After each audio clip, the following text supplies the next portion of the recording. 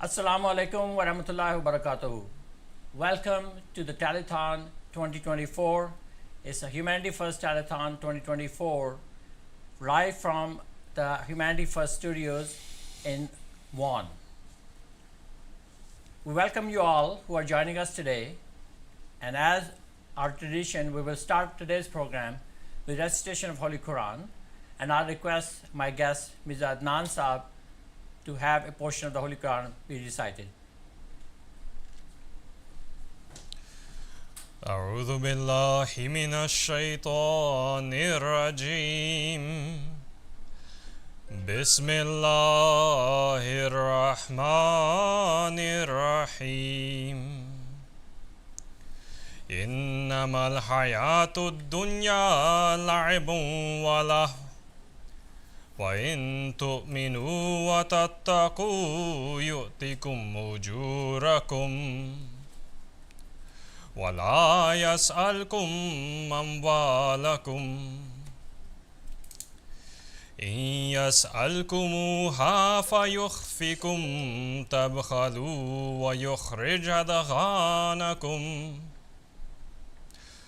ها أنتم هؤلاء تدعون لتنفقوا في سبيل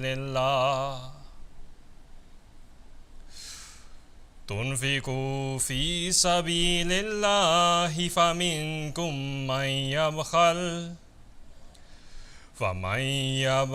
فإنما يبخل عن نفسه والله الغني وأنتم الفقراء وإن تتولوا يستبدل قوما غيركم ثم لا يكونوا أمثالكم.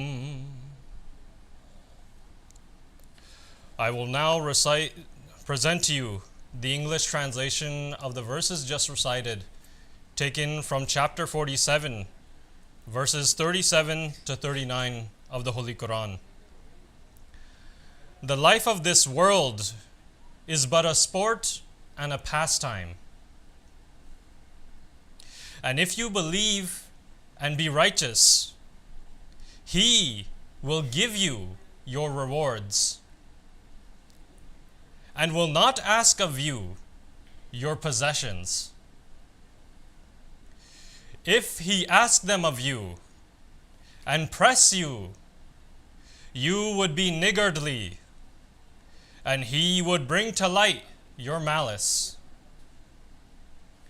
Behold, you are of those who are called upon to spend in the way of Allah. But of you there are some who are niggardly. And whoso is niggardly only against his soul.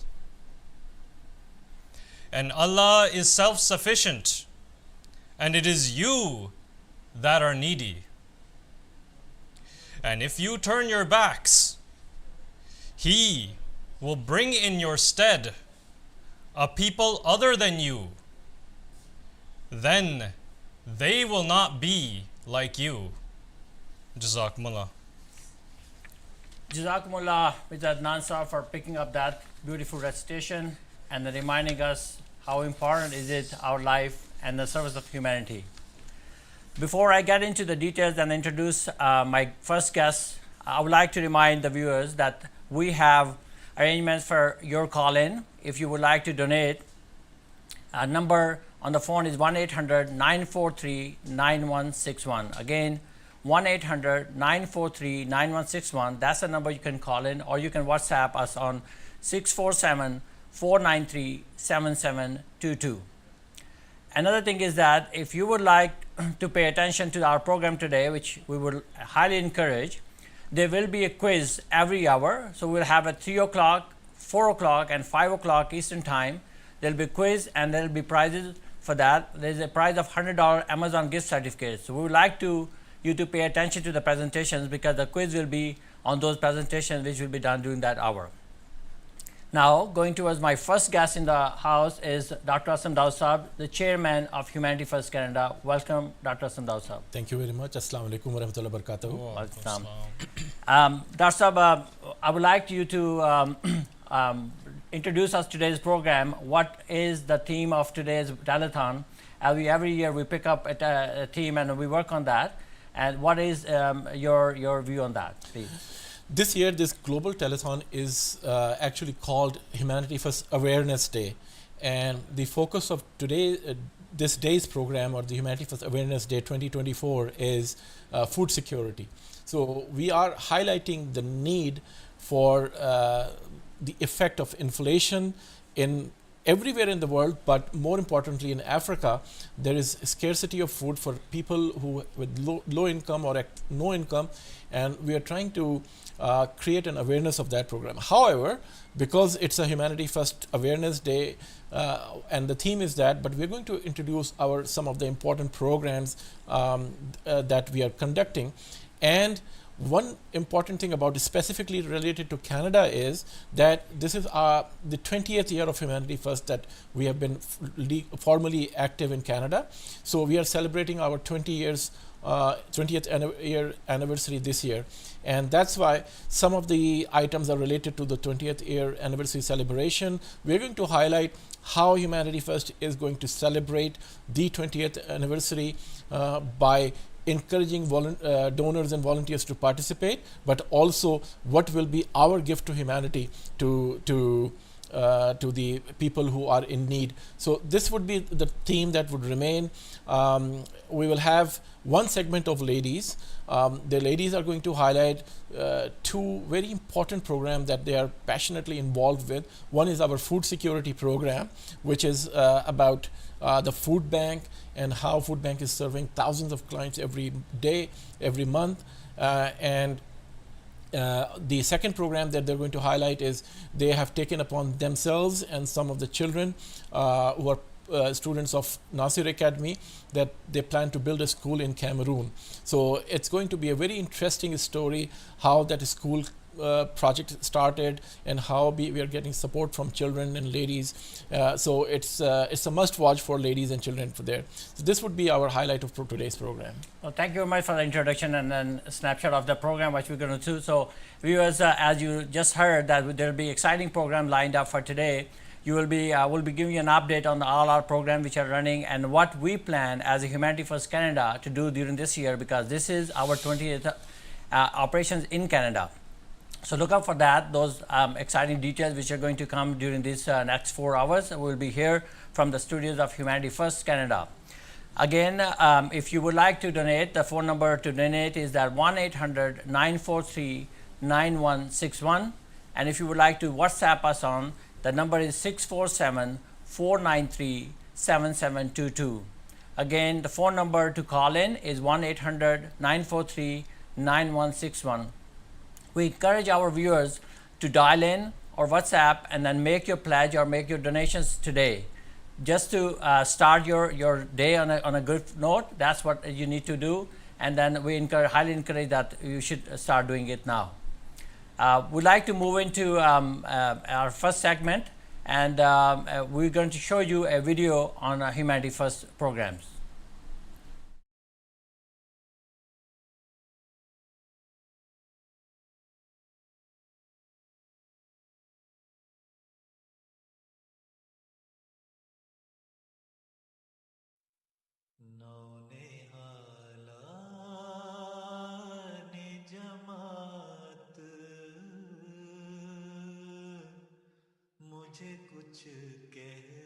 Humanity First International is a charity established in the United Kingdom in 1995 to promote and safeguard human life and dignity, and now has registered operations in 53 countries.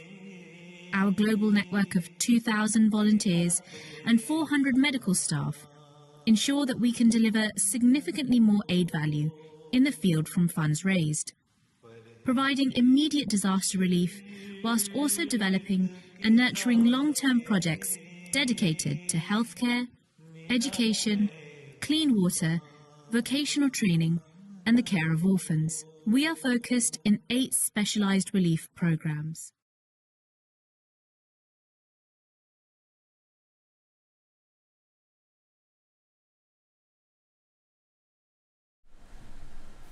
Assalamu alaikum. Welcome back, viewers, to our studios, Humanity First Studios in Wuhan, where we are conducting Telethon 2024 in order to support the projects of Humanity First globally, as well as the specific project for Humanity First Canada. In studios, I have 2 distinguished guests with me.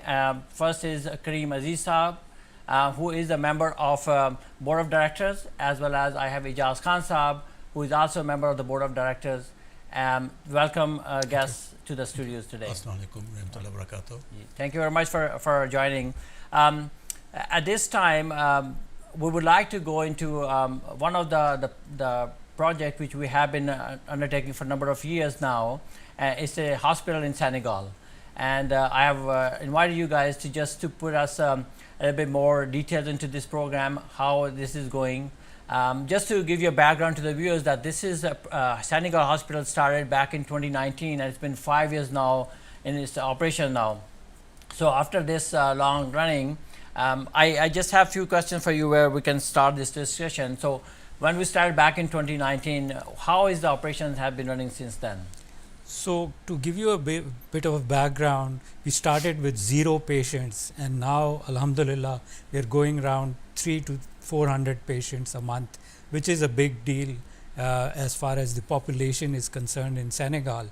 So we have all the facilities in the hospital, and as a matter of fact, what we need to do is, as our chairman mentioned, that this is the 20th year of operations of Canadian HF. So we need to give a gift to Humanity First.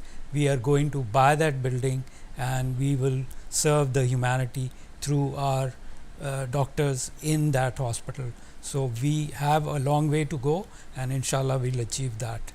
Thank you very much. Jasab, what do you think, what kind of facilities are available in that hospital today to the members in that area? I think it is important to know that it's been locally run. We have a local doctor there. Before we had a surgeon from the Pakistan, but now it has been transformed into that facility that it has been run by local nurses, doctors, and everything. And now we have near about 20 staffs members. We have doctors, and then we have also contract doctor, also on-call doctor also. So we are working on this from last 5 years. Now we are in a stage that we have already completely renovated the building, and now we are in a position to buy the building. $500,000 is the budget, and we are here to promote that. And I have few suggestions that we can say that just like we have one hospital, we can ask the sponsor, if somebody sponsor for 100,000, we can have the whole area, it may be on the hallway or somewhere else where he can put his family name, and then maybe 50,000 we can have the room, and then 5,000 for the embossed on the wall. So that type of, and then we have also, there are so many doctors who are in North America and also in Canada who can visit surgeons, and then we can also have visiting doctors' name there on that plate, so they know that their doctor is Aslam or whatsoever are coming there every month or whatsoever in the position. So we are working on this type of arrangement. So hopefully we ask all the viewers who are watching now that please donate at least $5,000 minimum should be, and then 50,000, 100,000, and we should be able to raise 500,000 in maybe within 6 to 1 month. 6 to 1 year. Thank you very much, Jasa, for putting that up front, right? That way we are looking for sponsors who can help us to acquire this building, which is a Senegal Hospital now operating from. And the budget for that purchase of that building is $500,000, $500,000. And that you are encouraging the members to donate. And if they donate, then there will be recognition. There could be floor can be named after their choice, or a room can be named after their choice, right, as well. Yeah, we shall discuss in this meeting, in the board meeting. Sure. And finalize according to the donation. So there, and the donator, people who are donating, they can also put some sort of suggestions. Thank you very much. So viewers, the number to call in to donate to this cause is 1-800-943-9161, 1-800-943-9161. And if you would like to do WhatsApp, is 647-493-7722. Going back to the operation of the hospital, so the way I understand is that now this hospital is fully surgical as well as the outdoor patients are there, Right, and right. that's the frequency. But I was just reading it that by the grace of Allah now this hospital runs 24/7. Correct. Would you like to expand on that, since when it has started, and why did we feel the need of having a 24/7 operation for that hospital? Like you mentioned, that we started with a limited number of hours of operation. Since the patients have started to pour in, so we have now a 24/7 service where we have a doctor, we have nurses, and it gives all sorts of emergency treatment. And if there is a need for the transport of patient to another hospital, that also is available. So we have started the operation on a lower scale. Now we have a 24/7 facility, which is a big achievement for Humanity First, because in the vicinity there aren't many hospitals. So this is one of the hospitals which is visited by the patients on a frequency that they like. So it's a 24/7 facility, and it is going to the state of the art. We are buying new machines, for which we are again asking for donations. If donees can give donations for purchasing machines, they can be named after them as well. Like Ijaz Saab mentioned, that we can have donations for particular machines also, or a particular room, like an operation room, can be named after a big donee if they donate more than $10,000 to $15,000. Excellent idea, excellent idea. So the way I understand it, that you're saying that because we started operation in 2019, so it's been 5 years. After 4 or 5 years, some of these things which are being continuously used, because now the traffic or the number of patients which are being used are also increasing. So then there's definitely a need to replace some of those machines, Correct. right? So Correct. that's where you're requesting that Right. the donors should also keep that in mind, that it's about time where we are running that operation. Going back to my point on the services within the hospital, so we have seen that you mentioned that it's surgical, there's a 24/7 operation available, 24/7 is running. So and then there's an ambulance service, as you mentioned, Correct, to transport them if anything which cannot be handled. Yes. That since when the operation of the ambulance have been added? I think last 6 months before we have started to this, right? I'm not sure they have no operating it at the same time, but we have acquired the ambulance 6 months before. At the same time, we have pharmacy services also available. Before there was no pharmacy.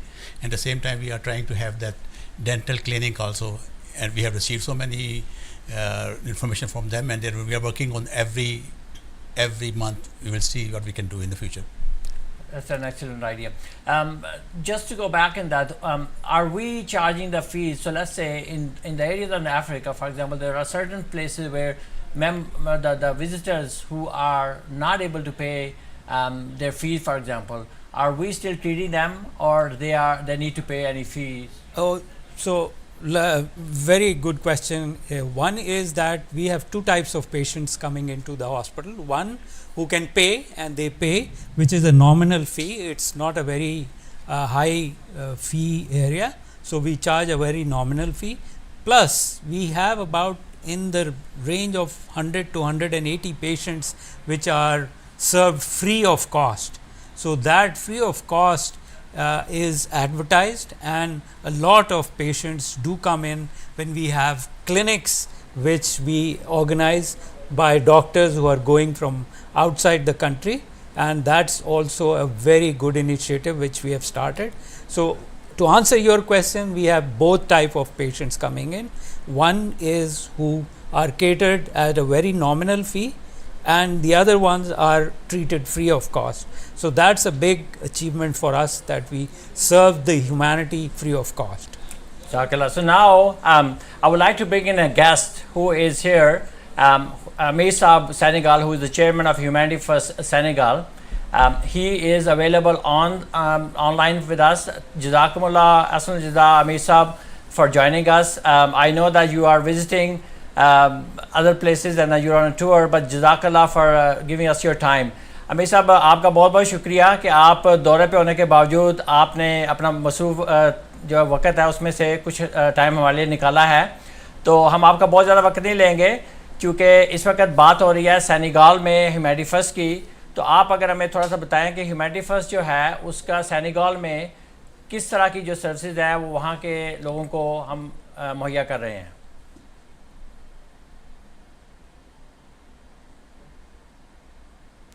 I think the voice is.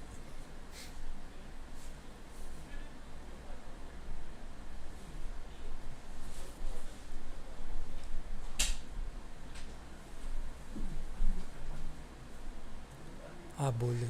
अमीर साहब आपकी आवाज़ नहीं आ रही, अगर आप अपना unmute कर लें, आपके फ़ोन शायद म्यूट है।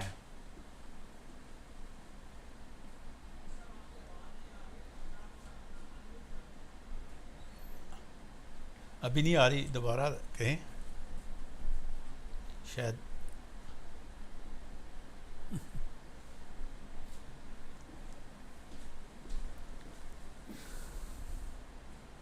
अभी भी हम वेट कर रहे हैं आपका।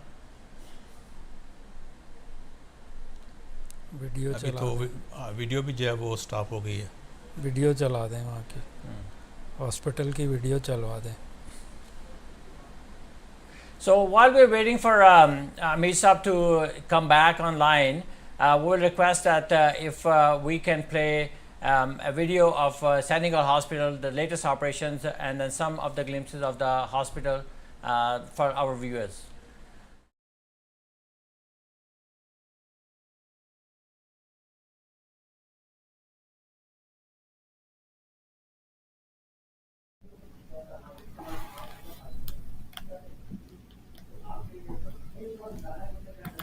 Access to free healthcare is a privilege for a majority of us.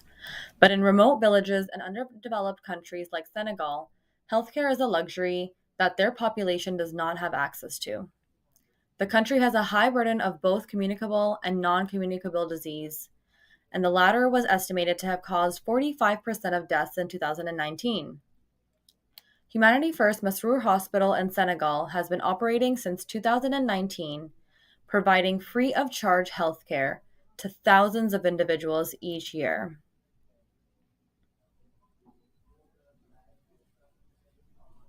Our staff honors our mission and values by ensuring that each individual turning to us for assistance is met with kindness and full care.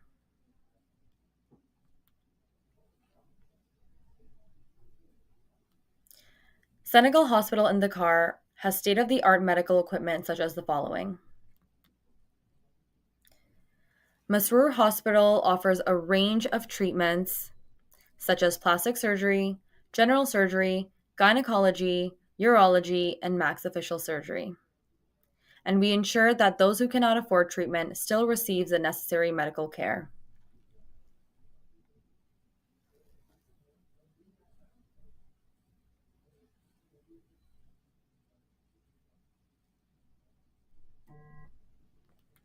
There is an urgent requirement for modern medical equipment to replace outdated machinery, which will enhance the quality of care and increase treatment capacities. Any donations made will be directed towards acquiring modern medical equipment and expanding. Financial contributions support the ongoing operational costs, ensuring that the hospital can continue to offer services to patients regardless of their financial situation.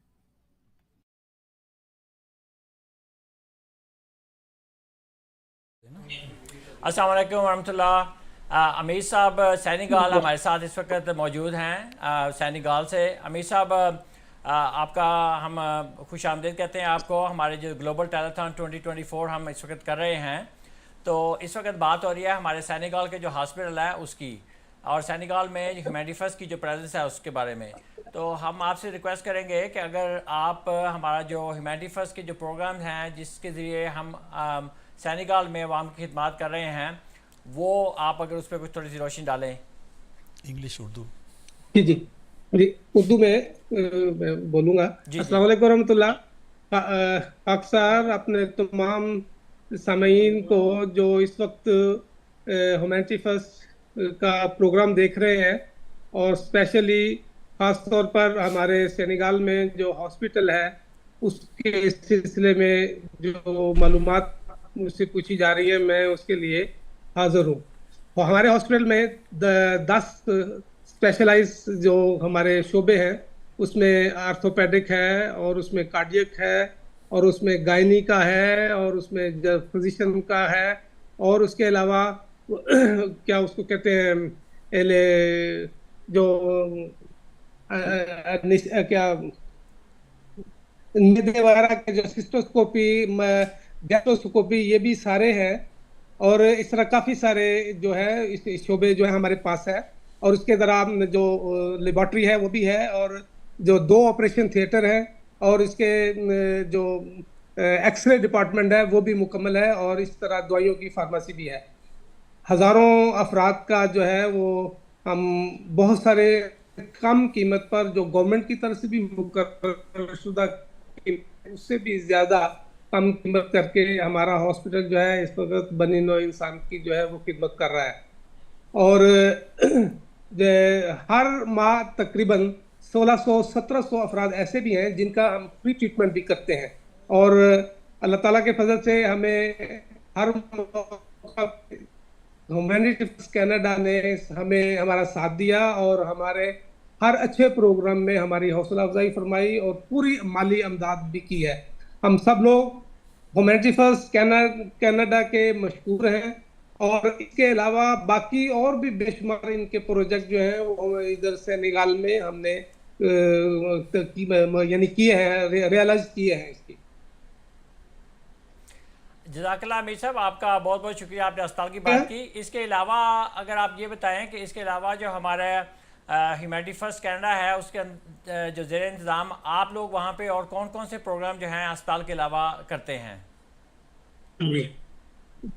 हमने इसके अलावा हमने तकरीबन 8 या 10 किस्म जो हैं वो थे अपने जो क्या उसको कहते हैं, हमारे उर्दू में कहते हैं चक्की, आटा पीसने वाली चक्की, वो लगाई हैं और उसके और हमने 2 सेंटर जो इंफॉर्मेटिक सेंटर थे वो खोले और उसके अलावा हमने 40 जो पंप हैं पानी वाली कुएं उन पे 40 पंप लगवाए हैं ह्यूमैनिटी फर्स्ट के तावन से और हर साल तकरीबन 3-4 हजार अफराद को जो खुराक का है वो हम उनको देते हैं और हर साल मुसलसल हम ये कर रहे हैं और इसके अलावा ऐसा भी है कि जो तलबा जिनको तालीमी मामलात होते हैं वो भी हम उनको अदायगी करते हैं, जिनको स्कूल में कापियाँ किताबें वगैरह मुयस्सर नहीं होती। साल के शुरू में हम तकरीबन 2000-3000 अफराद को कापियाँ, पेंसिलें, किताबें वगैरह लेकर भी देते हैं और इस तरह कम्युनिटी सेंटर भी तकरीबन ह्यूमैनिटी फर्स्ट की तरफ से 5 या 6 के लगभग हम तामीर कर चुके हैं। जज़ाकल्लाह। और इमसाल जो है वो मॉडर्न विलेज जो है उसका भी प्रोग्राम है, वो तकरीबन मैं भिजवा चुका हूँ और हमें अपने चेयरमैन ह्यूमैनिटी फर्स्ट की तरफ से यह था कि वो जल्दी उसको भी शुरू किया जाए और हम उसके लिए अल्लाह के फजल से तैयार हैं। बहुत शुक्रिया अमीर साहब। हमने इससे पहले आपके आने से पहले यहाँ बात हो रही थी कि अब अल्लाह के फजल से जो अस्पताल है उसकी जो बिल्डिंग है उसको ख़रीदने की मंजूरी हज़रत अनवर ने अता फरमा दी है। अब हम इस साल में इंशाल्लाह उसकी खरीद के लिए जो है काम है हम उसके लिए भी तहरीक कर रहे हैं। तो अल्लाह ताला आपको जज़ा दे और ये just to बहुत ही go back to the point that if you want to make any donation now you have to call 1-800-943-9161 or you can do a WhatsApp on 647-493-7722. Before we go into the next break, I would like to remind our viewers that our first quiz is coming up at 3 p.m. So get ready for your quiz and get ready with your devices so that you can participate in the quiz as per a previous announcement. So there will be a quiz every hour. And once again, before I go into the short break, I would like to remind the viewers that if you'd like to donate, it's 1-800-943-9161 or you can WhatsApp us on 647-493-7722. Those are the numbers that are also being shown on the video as well on your screen. Again, a reminder that our first quiz is going to come up at 3 p.m. Now we'd like to go into show you a short video on our program Global Health.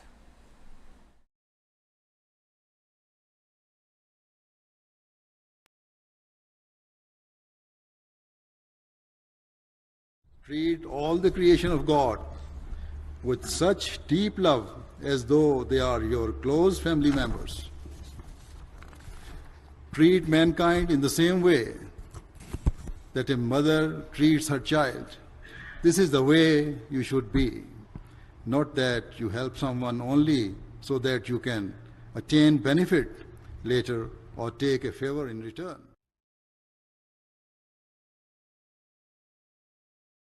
It is my prayer that this proves to be the first of many humanitarian projects established by Humanity First.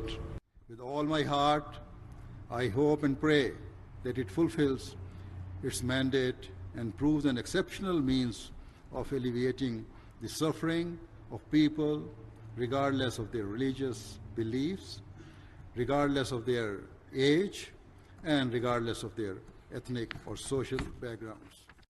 I pray that it provides the best possible care for patients and that the doctors and staff work tirelessly for the sake of providing relief to people, especially to those who are poor and deprived. It is my prayer that the administration manages the hospital in a way that the poorest people who cannot otherwise afford treatment are offered heavily subsidized care and, wherever possible, free treatment. Gracias a Dios me atendieron excelente. Todo lo que tengo que hablar aquí es bueno, pues. Nada malo. No me llevo nada malo de acá. Ya con otro semblante, ¿verdad? Porque como venía en calidad de muerto, pues se veía. Y gracias a Dios, pues aquí.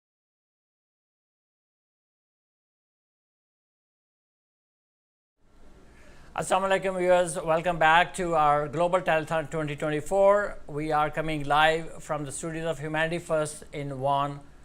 We're going to move into the next segment of the program where we would like to bring you another exciting project which we have, Humanity First Canada has taken on for this year. And that is an education project. It's a building of a school in a country called Cameroon. Cameroon, as we know, is an African country in Western central region of Africa. Cameroon is a francophone country where the primary language of speaking is French. Now, when we realized that what kind of a project is required there, the local community was very enthusiastic because there was, it is a small town where we are going to, inshallah, build that school. It's a primary school of 5 rooms to begin with, and it can be expanded on later on. Now, the land was donated to us by the local municipality because they were very enthusiastic about this program. And then reason being that there is no elementary school within a short distance of that town. And then there was much needed school was there. That's why that project has been taken on by Humanity First Canada, and then we are going to work on that. Initial budget for that project has been estimated at $50,000. As I stated, the land has been donated, and we will be, inshallah, building 5 rooms with administration block with that, and then some common rooms for teachers. To look at that project from that angle, and if we really compared that, when we launched this project and presented to our Nasser Academy's students all across Canada, they were really happy to take this on. So although the students in Nasser Academy, which are in thousands all across Canada, inshallah will be taking a bigger portion of the fundraising of this project, we would like to encourage the viewers and the parents that they should encourage the kids, that they can find a connection. If you compare the education system here in Canada or any of the Western countries, we know that education is so important, and then accessibility of education is so easy in these countries that we can have our kids going into there enjoying the education, the best of the education system available. But if you go back into the country like Cameroon, for example, where kids would have to go miles and miles, and then maybe for that reason they will not even go to school. And then what we are asking for is that it's just a cost, minimal cost of your daily, what you're consuming. For example, somebody can take a look at, okay, well, if I'm drinking 2 cups of coffee, if I can drop 1 cup of coffee, and that should go like $20, $30 a month for this project as well. So encouraging the viewers to do that. And then again, if you would like to donate for this project, our number here in the studio is 1-800-943-9161. And if you would like to WhatsApp us, 647-493-7722.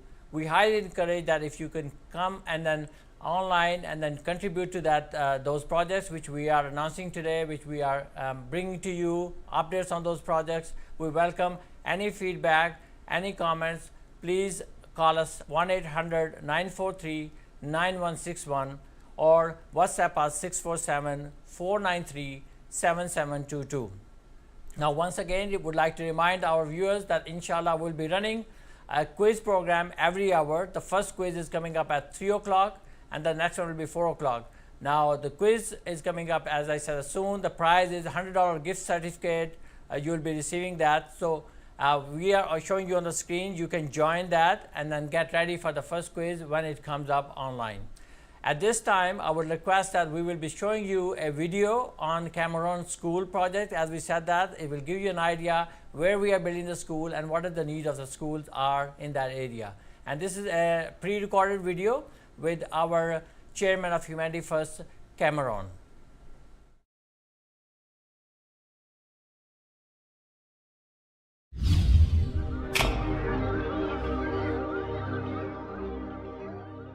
Assalamu alaikum warahmatullahi wabarakatuh, and welcome to HF Spotlight, where every single month we will cover an ongoing project in one of the 9 programs that are operated by Humanity First.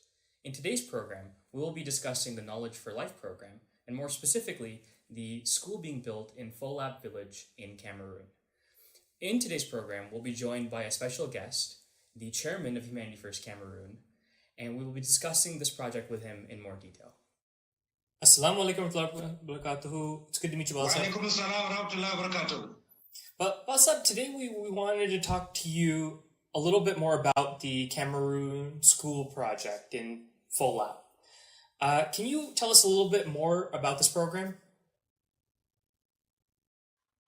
Okay, Folab School, when we initiated it, it is about some past 3 years ago, and we started, the land was given by the community and they were interested. So we applied with so many follow-ups, and thank God last year we were able to have the full documents giving the land, which is about 1 hectare of land.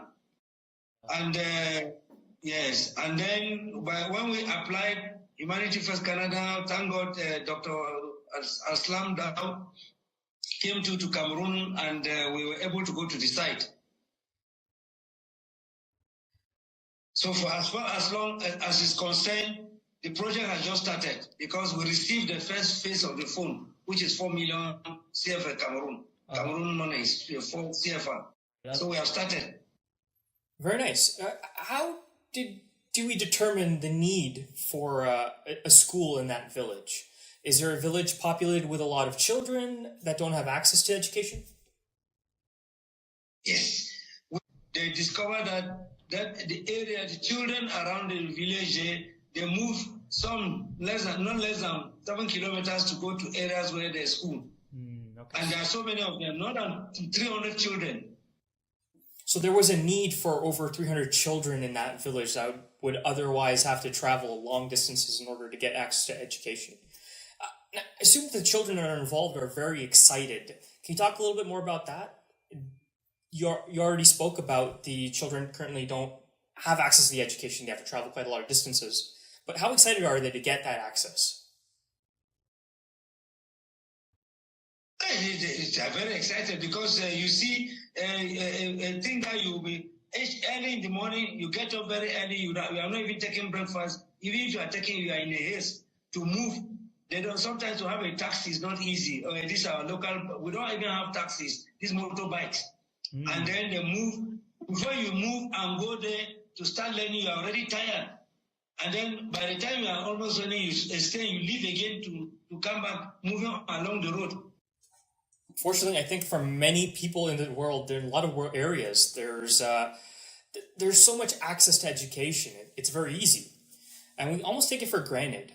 To hear describe the scenario, that the situation in the field that a lot of the children have to go through, I'd agree that the need for this program and for this project in particular are very necessary in order to provide that much needed access to education. Something so basic as education, everybody should have access to. So alhamdulillah, we're very excited to get this project going. What do you think you will need in order for this project to be more successful? For now, we have started Humanity First Canada. They have done the first phase. They've sent the first phase of the project, which the project is coming in phases. And since we don't want to overcharge the donor on the first phase, let us realize the first phase, and then in the course of doing that, we have seen the first phase. When we are making our reports, now we can now say, okay, the school, just as it's getting finished, the decks, we need the dates, we make the budgets and all those things. If we take it all at the same time, it may demoralize or sort of cause the donor not to be sort of flexible to release funds to assist.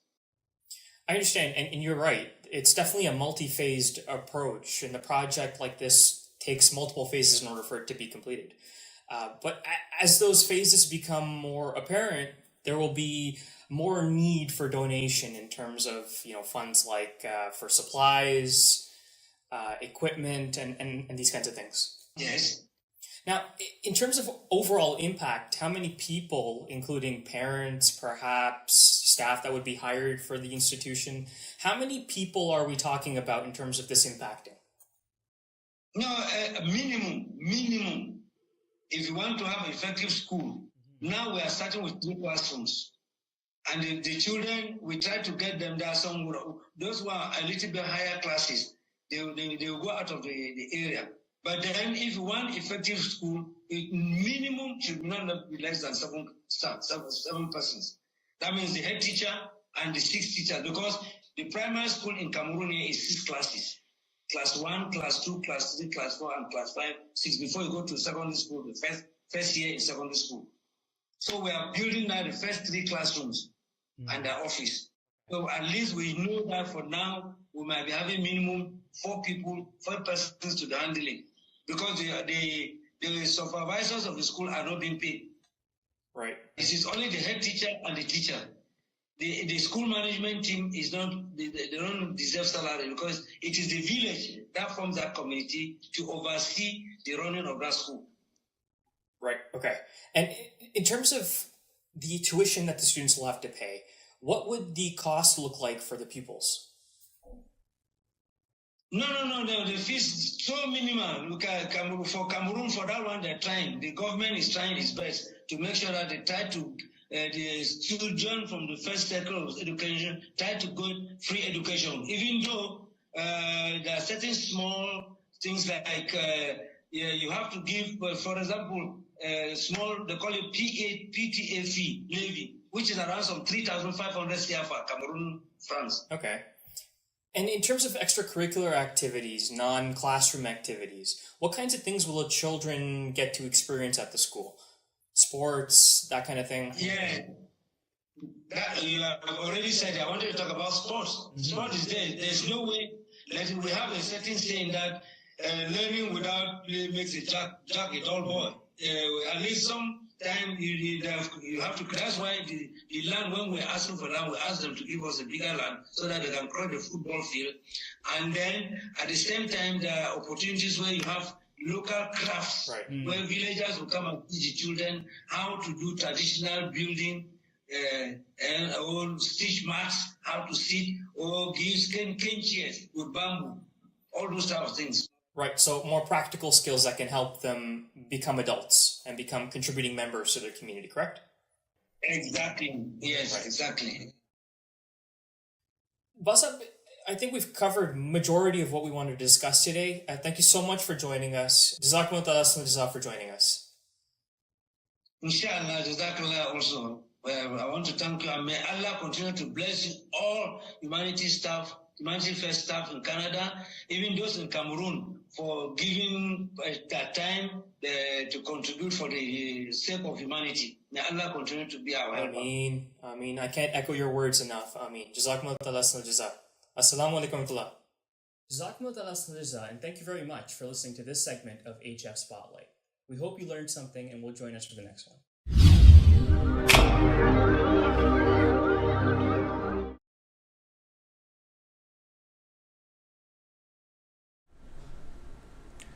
Assalamu alaikum viewers, welcome back to our Global Telethon 2024 from the studios of Humanity First Canada in Vaughan, Ontario.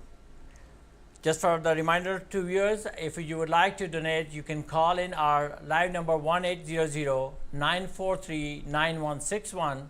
Once again, 1-800-943-9161, or you can WhatsApp us as 647-493-7722. Once again, our phone is 1-800-943-9161 or WhatsApp at 647-493-7722.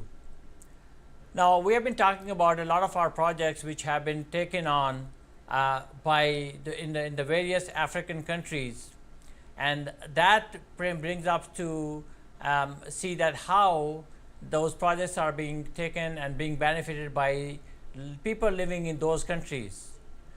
We are now going to bring you in to my next caller or my next guest from Africa, one of the African countries, but he is living in Canada, just to get a perspective from the viewer or from the person who has lived in Africa. I would like to welcome Abdul Ganyo Omoken Saab from Western Canada. Welcome, Dr. Abdul Ganyo Saab. Assalamu alaikum wa rahmatullahi wa barakatuh. Wa alaikum assalam wa rahmatullahi wa barakatuh. Jazakumullah for joining us today. And as an introduction, Abdul Ganyo Saab is the chairman of PAMA, which is Pan-African Ahmadiyya Muslim Association, PAMA Canada. And that brings up to my first question to our guest is that, tell us, what is PAMA? Yeah, as dear viewers, as you have just heard, my name is Abdul Gani Bola Omokaye. I'm currently the president of Pan-African Ahmadiyya Muslim Association in Canada, which short form is PAMA. The association was founded in 1986 by Asha Fatima say Rabbi Rahimahullah as a subsidiary organization within the Ahmadiyya Muslim community, underpinned by the community's motto, love for all, hatred for none. PAMA's mission statement is to unite, empower, and inspire the African Ahmadiyya Muslim diaspora to serve Islam, society, and Africa. A principal part of that service is the inculcation of moral and spiritual values in its membership and society. PAMA is dedicated to ensuring that Africans develop and excel in such qualities as piety, righteousness, honesty, justice, and fair dealing, so that they can better contribute to the society in which they live. PAMA also provides a platform where, as its members, can engage and exchange ideas with the intellectuals and elites of Africans in the diaspora, with a view to promoting mutual respect and finding common grounds to enlighten the people of Africa about religious affairs and secular matters. Jazakumullah for getting us through the objectives of the PAMA, that what it really PAMA is doing it and what are the objectives of this, right? What other countries other than Canada PAMA has been established so far? Like I said before, this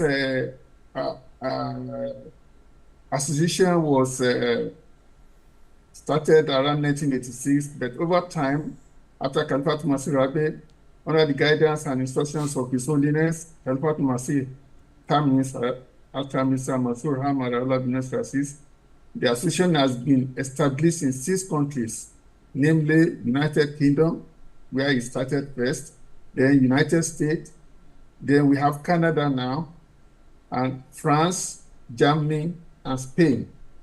And the intention is to go to all the Western world where the diasporas can be of great support and assistance as diaspora back home,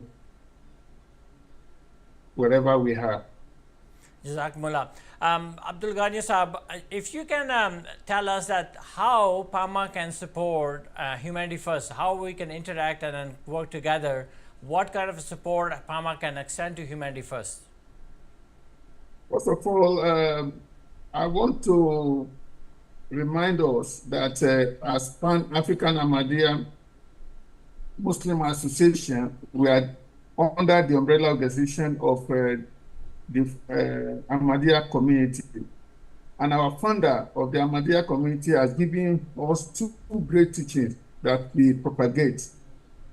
The Prophet said that, first, God Almighty sent me to develop a relationship with God, between God and man, so that the rights of Allah are discharged.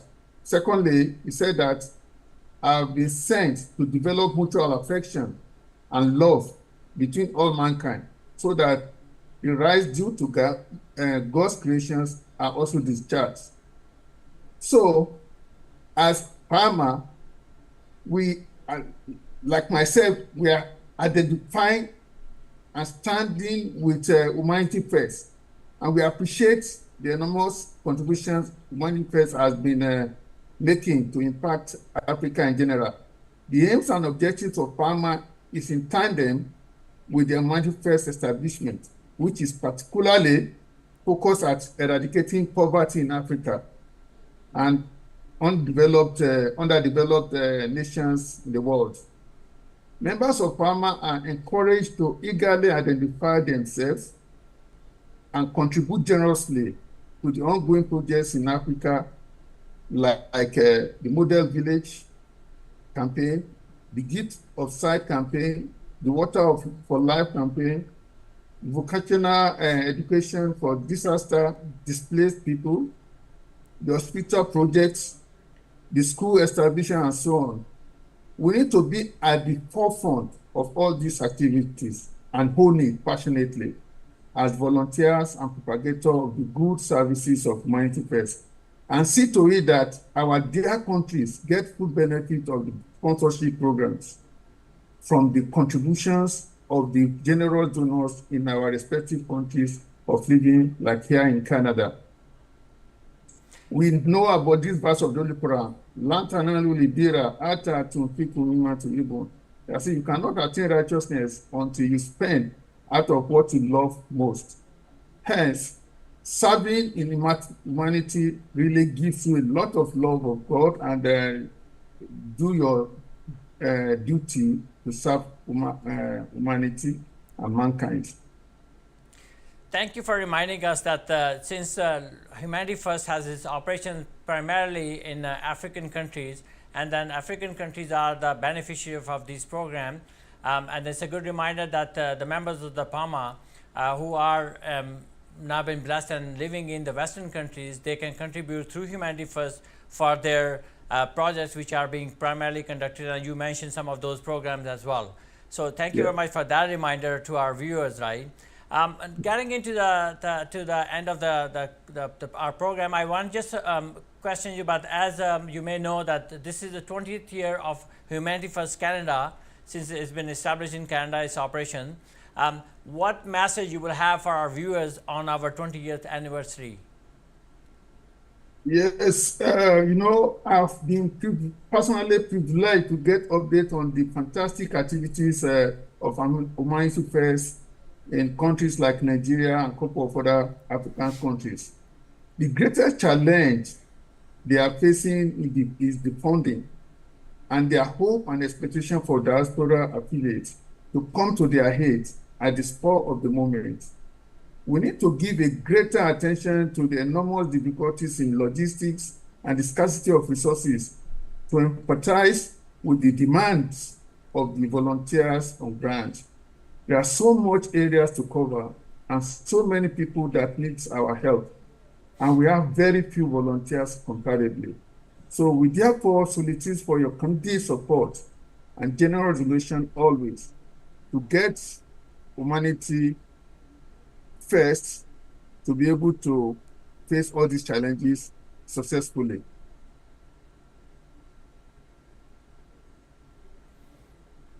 Jazakumullah, I'm Abdullah Ghania Saab, that you have brought up a very good point that since these operations are primarily run by volunteers, right? So we need volunteers. We need the people from all across of life, right? You are a doctor, you can spend some time and then donate your time to go into one of our hospitals in Africa or any other things in there, right? So the volunteerism is definitely one of the things where we are looking for. And if you would like to join our team, again, you can call us on 1-800-943-9161, or you can WhatsApp any message on that, 647-493-7722.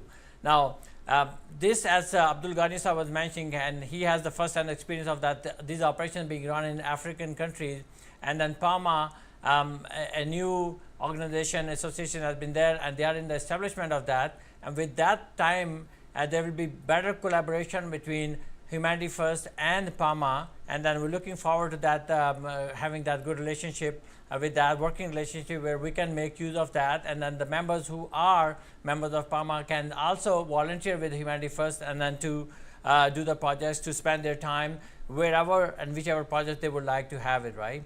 Going back to that, in African countries, as we said, that primarily operations of Humanity First, and then every country across the globe have been assigned certain countries, and Humanity First Canada is taking off the number of countries and number of projects which you have been going to bring you throughout the day. So at this time, I would like to thank you very much, Abdul Ghani Sahab, for your time and then joining us today. Thank you very much. Wassalam. Jazakumullah. At this time, as I've been announcing it earlier, that it's about time where we are going to have our first quiz at 3 p.m.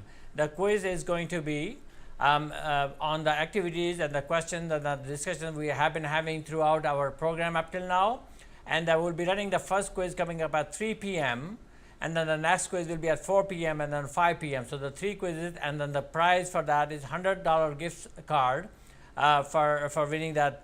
If you would like to join us, you can see on our screens there is a link, there is a QR code being displayed which you can join before we start our quiz now. Again, if you would like to donate, phone number here is 1-800-943-9161, or you can also message us on WhatsApp 647-493-7722. And again, it's about time to start our first quiz at 3 p.m. And if you would like to join us, you can see on the screen there is a QR code. You can scan and join our program. I would like to have the first quiz started now.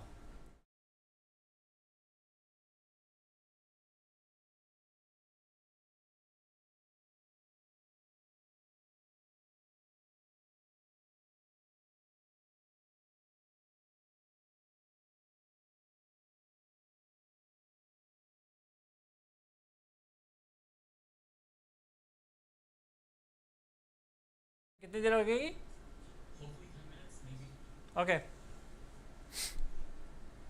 Assalamu alaikum warahmatullahi wabarakatuh. Welcome to the first of the 3 quizzes we'll be doing today at the Global Telethon for Humanity First in 2024. I will be your quiz master for the day. We're asking everybody to please join the quiz now. In order to join the quiz, you can please go to ahaslides.com/U17KY. You can also utilize the QR code that you see on your screen in order to enter the quiz. As we've mentioned before during the telethon, there are prizes that are to be won for the winners of the quiz. Specifically, you can win $100 worth of gift cards. So I'll give everybody a couple more minutes in order to join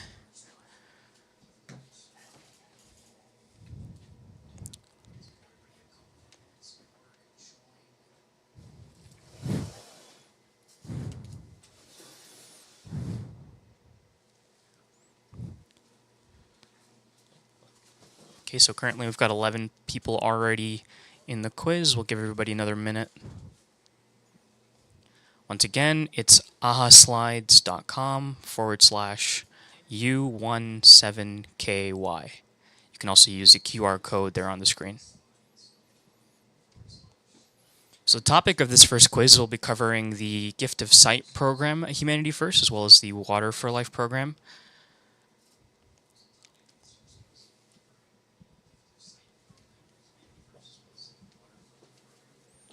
And I think we can begin now. So I'll go ahead and I will start the quiz. Question number 1. What is this picture here depicting? Is it medical support being provided to a victim of war? A free cataract surgery sponsored by Humanity First? Is the patient receiving a free haircut paid for by Humanity First? Or is it surgeons that are administering vaccine to prevent a common cold? So these quizzes are timed.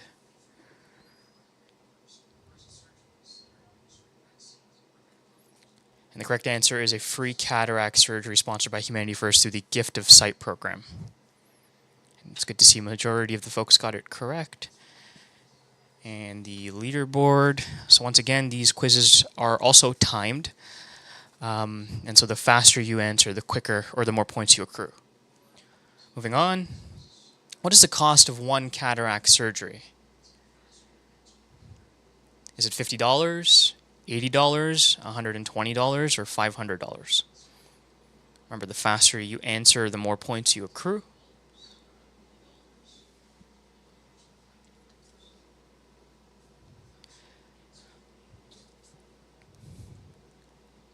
And the correct answer is $120. And again, this is through our Gift of Sight program, which we have at offer at Humanity First. And the leaderboard, looks like there is a little bit of movement. Next question. How many free cataract surgeries did Humanity First Canada provide in 2022? Was it 47, 284, 399, or 549?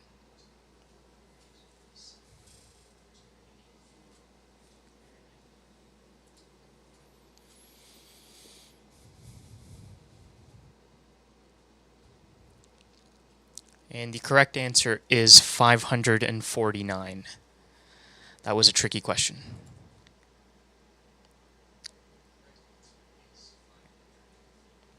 Okay, moving on. Question number 4.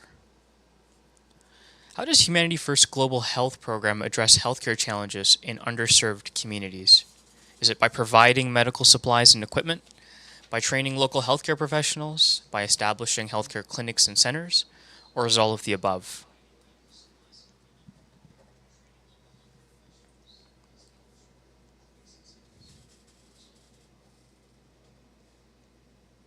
And the correct answer is all of the above. The Global Health Program at Humanity First is a full-sail global health initiative that sort of covers all of the bases when it comes to anything related to global health.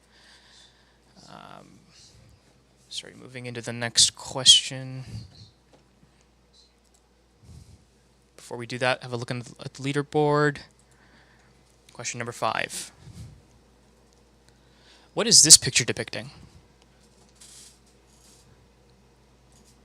Okay, is it a sewing class being held at a vocational training center, a day school for adults, a class at the University of Toronto, Humanity First volunteers at a disaster response training session?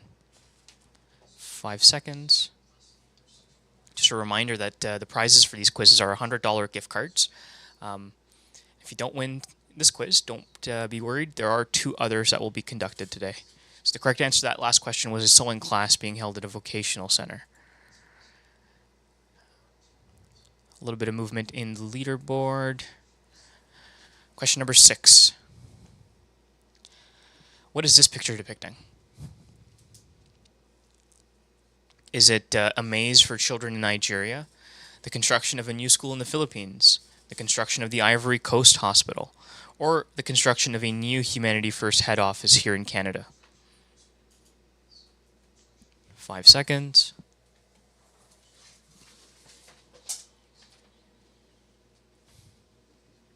Okay, and the correct answer is the Ivory Coast Hospital, an initiative under the Global Health Program at Humanity First. Great. Question number 7. Global Health Program offers healthcare services include all of the following except medical camps, dental hygiene programs, cosmetic surgeries, and mother and child clinics. 10 seconds.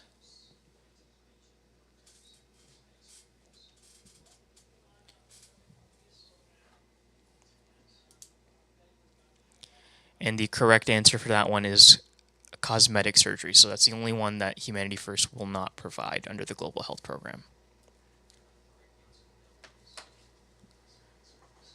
Okay, question number 8. How many people benefited around the world from Humanity First Canada's Water for Life program in 2022? Was it over 120,000, over 80,000, over 50,000, or over 25,000?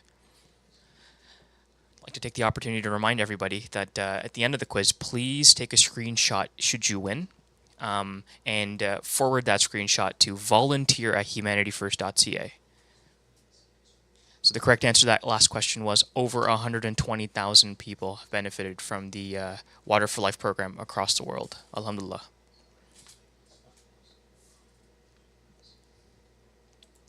Okay, question number 9.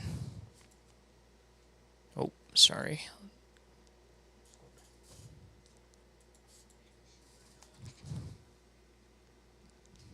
What percent of the world does not have access to clean drinking water? Is it 5%, 10%, 15%, or 25%?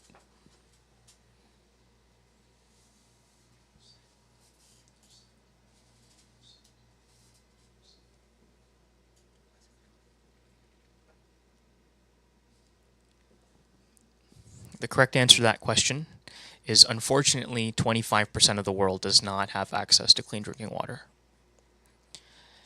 And the last question for this first quiz. The cost of providing clean water varies due to several factors. Which of the following are part of the 4D factors that affect cost? Select all that apply. Is it depth, distance, drilling, or is it demographic? Again, this is a select all that apply, so there are more than one answer. 5 seconds. And the correct answers are depth, distance, and demographic. Okay, and so here's a look at our final leaderboard for the first quiz. Congratulations to Deem for winning that first quiz. Again, please take a screenshot of the of your screen and email that to volunteer@humanityfirst.ca. For those of you who missed out on this quiz, don't worry. We do have 2 other opportunities today in order to win prizes. Jazakumullah.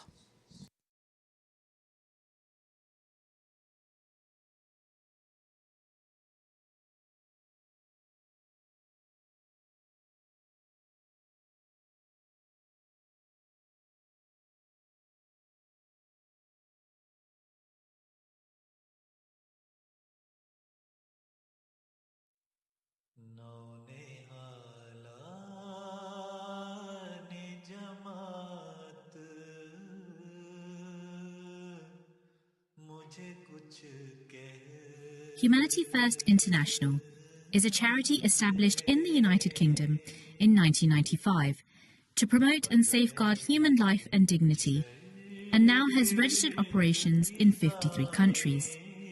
Our global network of 2,000 volunteers and 400 medical staff ensure that we can deliver significantly more aid value in the field from funds raised, providing immediate disaster relief whilst also developing and nurturing long-term projects dedicated to healthcare, education, clean water, vocational training, and the care of orphans. We are focused in 8 specialised relief programmes.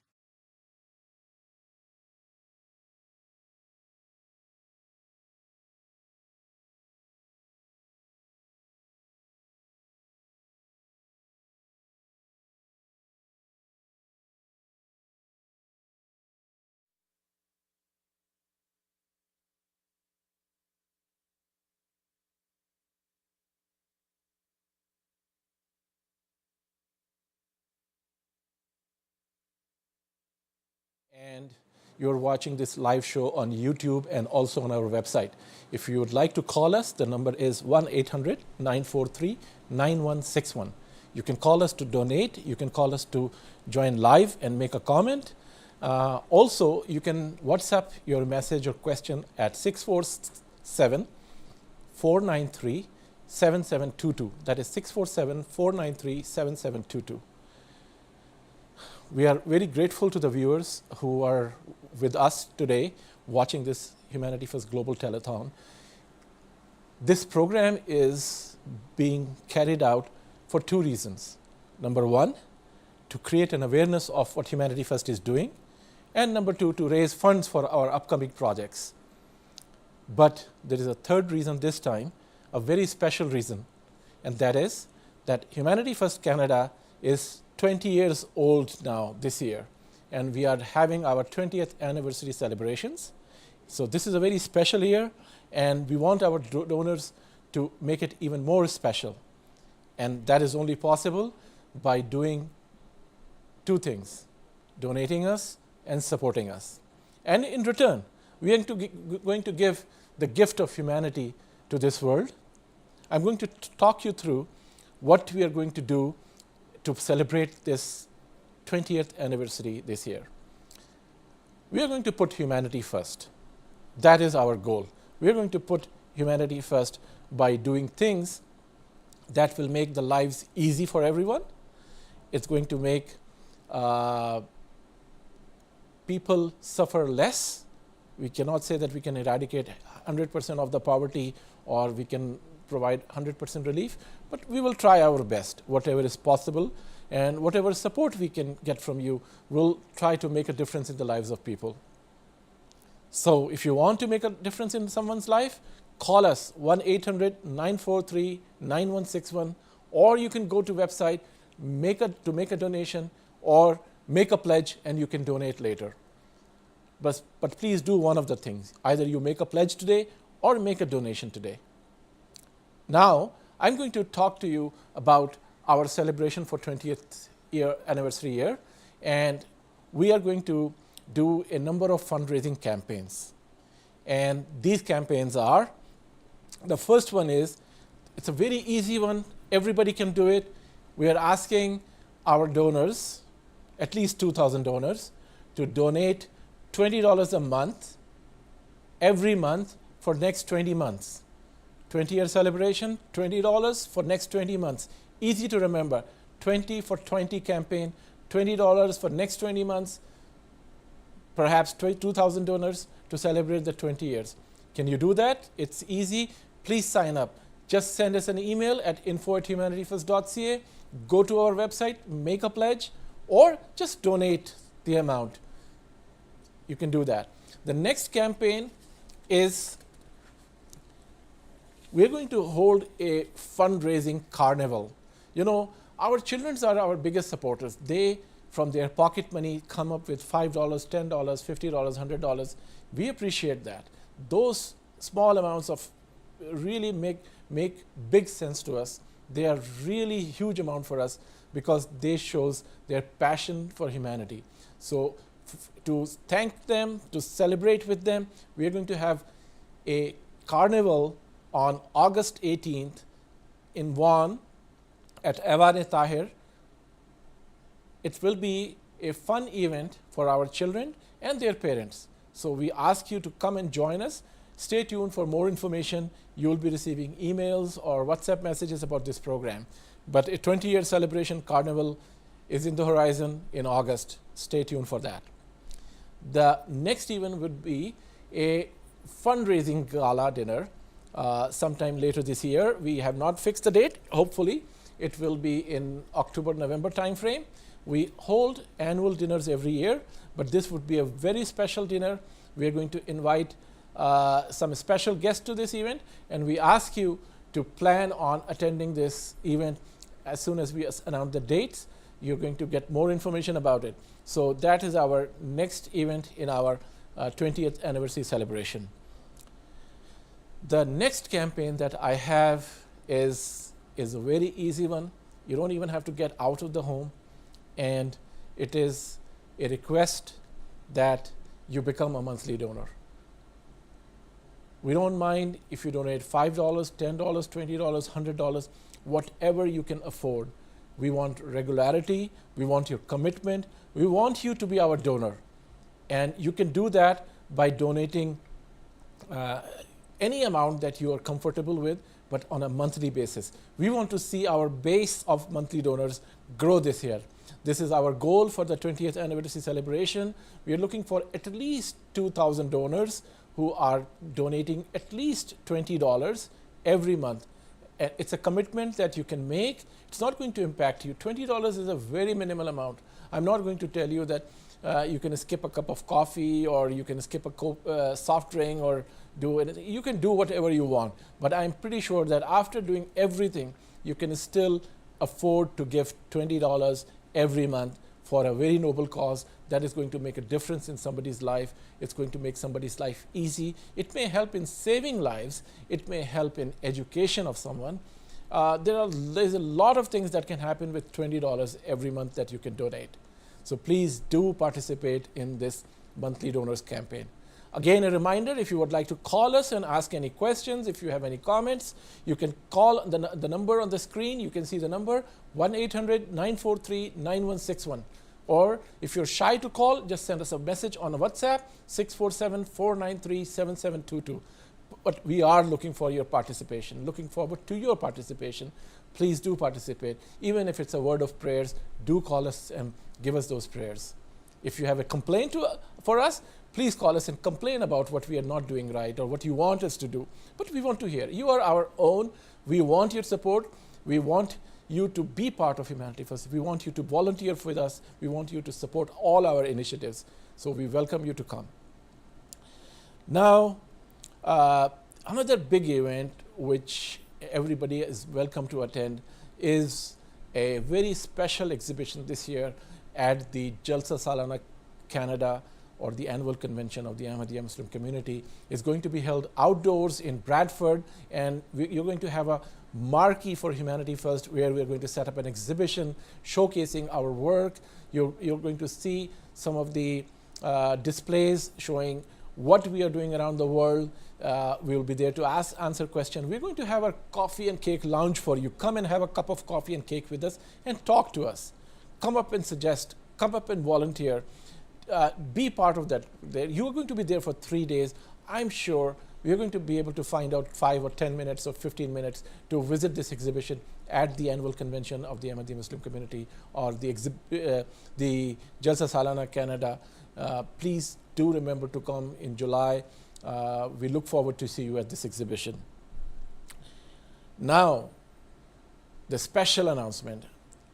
We are looking for some donors whom God Almighty, Allah has blessed them with financial affluency. They can afford to make a difference in a big way in someone's life. And we are looking for those donors who can donate $20,000. We have a special celebration pin for them, which we are going to give out to anyone who donates $20,000 this year. So you'll become an HF ambassador, and there is a lot of perks attached to it. So donate $20,000. You're going to get a special lapel pin that is going to show that you're a Humanity First ambassador. You're a supporter of Humanity First. You'll be proud to wear that pin. It's a beautiful pin that you can showcase around. So if you can donate $20,000, you will become our HF ambassador. You'll get a free invitation to our gala dinner, free invitation to attend the carnival, and of course the lapel pin to keep. So please see if you can afford to give $20,000. I am confident that there are donors who have been blessed with this, and you'll be able to do that. Now, one thing that if you cannot afford $20,000, you can still become an HF ambassador by become a fundraiser. Reach out to your friends, relatives, and go to our website of Global Telethon and create a team and raise $20,000 from your friends, family, and relatives. If you are able to raise $20,000 yourself, through your friends, family, and relatives, you'll still become an ambassador. So don't worry if you cannot afford yourself, you can get help from your friends, family, and relatives, and they will be able to enable you to become an HF ambassador. That is what we are asking from our donors, supporters, and volunteers. But our celebration will be incomplete if we do not show our thanks to God Almighty for the 20 years that we have been blessed with, the achievements that we have made in 20 years. And our way of showing this gratitude to Allah is to give the gift of humanity. So I'm going to tell you some of the best gifts that we are giving this year, and you can be part of those gifts also. So the first gift that we are going to give to the people who are in need of help, as you have heard in the earlier segment, it's a school in Cameroon. A few months ago, I was in Cameroon in a very remote village. It took me about 9 hours drive from Douala, the major city in Cameroon, to reach that very bumpy, rough roads. But I was, when I visited that place, it was a very remote area, very impoverished area. Children were not going to school. There were health issues, and the town over there was very much interested in having a school, but they never had funds. So they provided the land, and we promised to build the school. I'm glad to report to you the construction has started, and this will be a gift of knowledge for life for the children of Cameroon who would otherwise not be able to get education. So it's a gift, our gift to humanity for the people and the children of Cameroon. You can participate by donating for Knowledge for Life program, and this you will be having your share in this gift of Knowledge for Life to the Cameroon.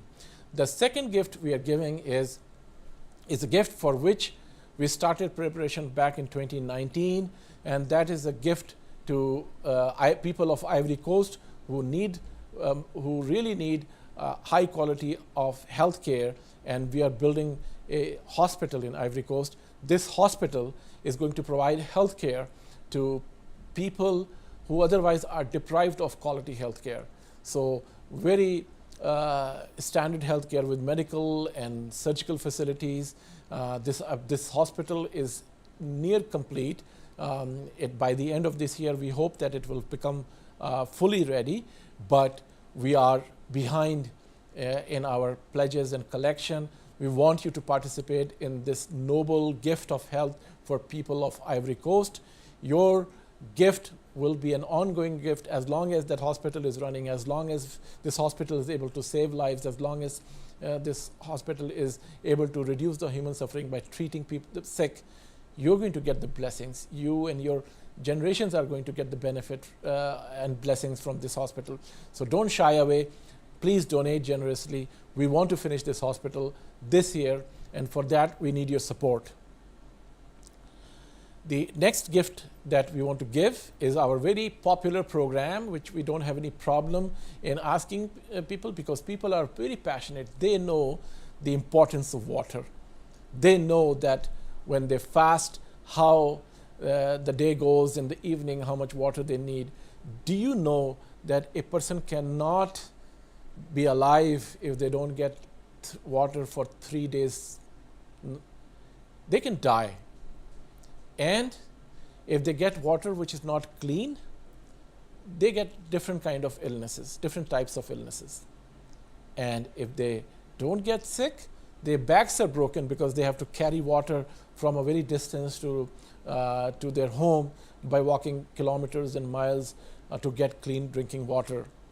So our gift to those people who have difficult life in even to get the necessities of life, just like water, we want to give them gift for water for life by drilling water wells in Africa. This year we plan to drill at least 20 water wells to celebrate the 20th anniversary, but we are looking forward to drill many more wells this year, and you can sponsor a water well for only $5,000. You can donate it at once, or you can donate it in installments, but your gift of water for life goes a long way.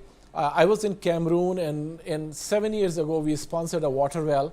That water well was still functional, and people of that village were so grateful. They were very happy to see me, and we were thanking the donors who had sponsored those water well. So we are looking forward to you to continue to support this program of providing clean drinking water in Africa. Our next program is a very important program. Everybody knows the importance of eyes. The moment you have any issue with your eyes, you're disturbed, you really run to the doctor or to the optometrist and try to get resolved. If your number for eyeglasses change, you get really disturbed.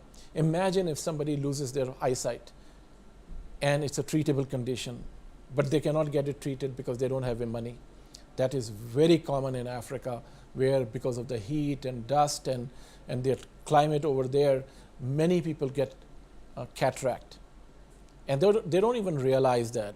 Slowly their vision really gets bad, and they are close to blind or near blind or become blind, and then they seek help. Humanity First has taken upon itself to provide free cataract clinics and surgeries in Africa. We are pledging to do at least 200 eye surgeries as a Thanksgiving for our 20th anniversary celebration, and you can sponsor that. You know that each surgery costs only about $120, and 100 surgery will cost you about $12,000. I am sure that someone out there can afford $12,000 and can sponsor the 100 surgeries. And if I can find 2 sponsors, they can take care of the 200 eye surgeries. And if there is no one who wants to take up this challenge or this noble, they don't want to compete in this noble cause, people can pledge for less, like 10 eye surgeries for $1,200. You can easily afford $1,200 and make a difference in lives of 10 people. So this is our another way of thanking God Almighty for the 20th anniversary celebration. Our gift of humanity is 200 eye surgeries, and we are looking forward to support from our donors. Another special gift this year is building an orphanage in Indonesia. We have a program called Orphan Care. Under that program, we are already supporting about 170 orphans in Nigeria, in Cameroon, by giving $35 a month. We are taking care of that. But in Indonesia, the dynamics are different, the affordability is different. We need a support. I'm going to talk about that a bit later. We have a caller on a standby, and I would like to take that caller, and then we'll come back to this proposal. So please, caller, Assalamu alaikum, can you hear me?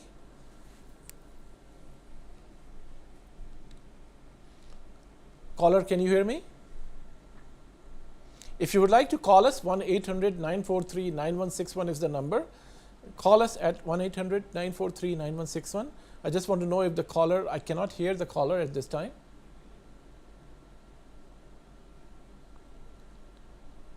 If you can hear me, please say something. Check if your mic is on mute. Unmute your mic.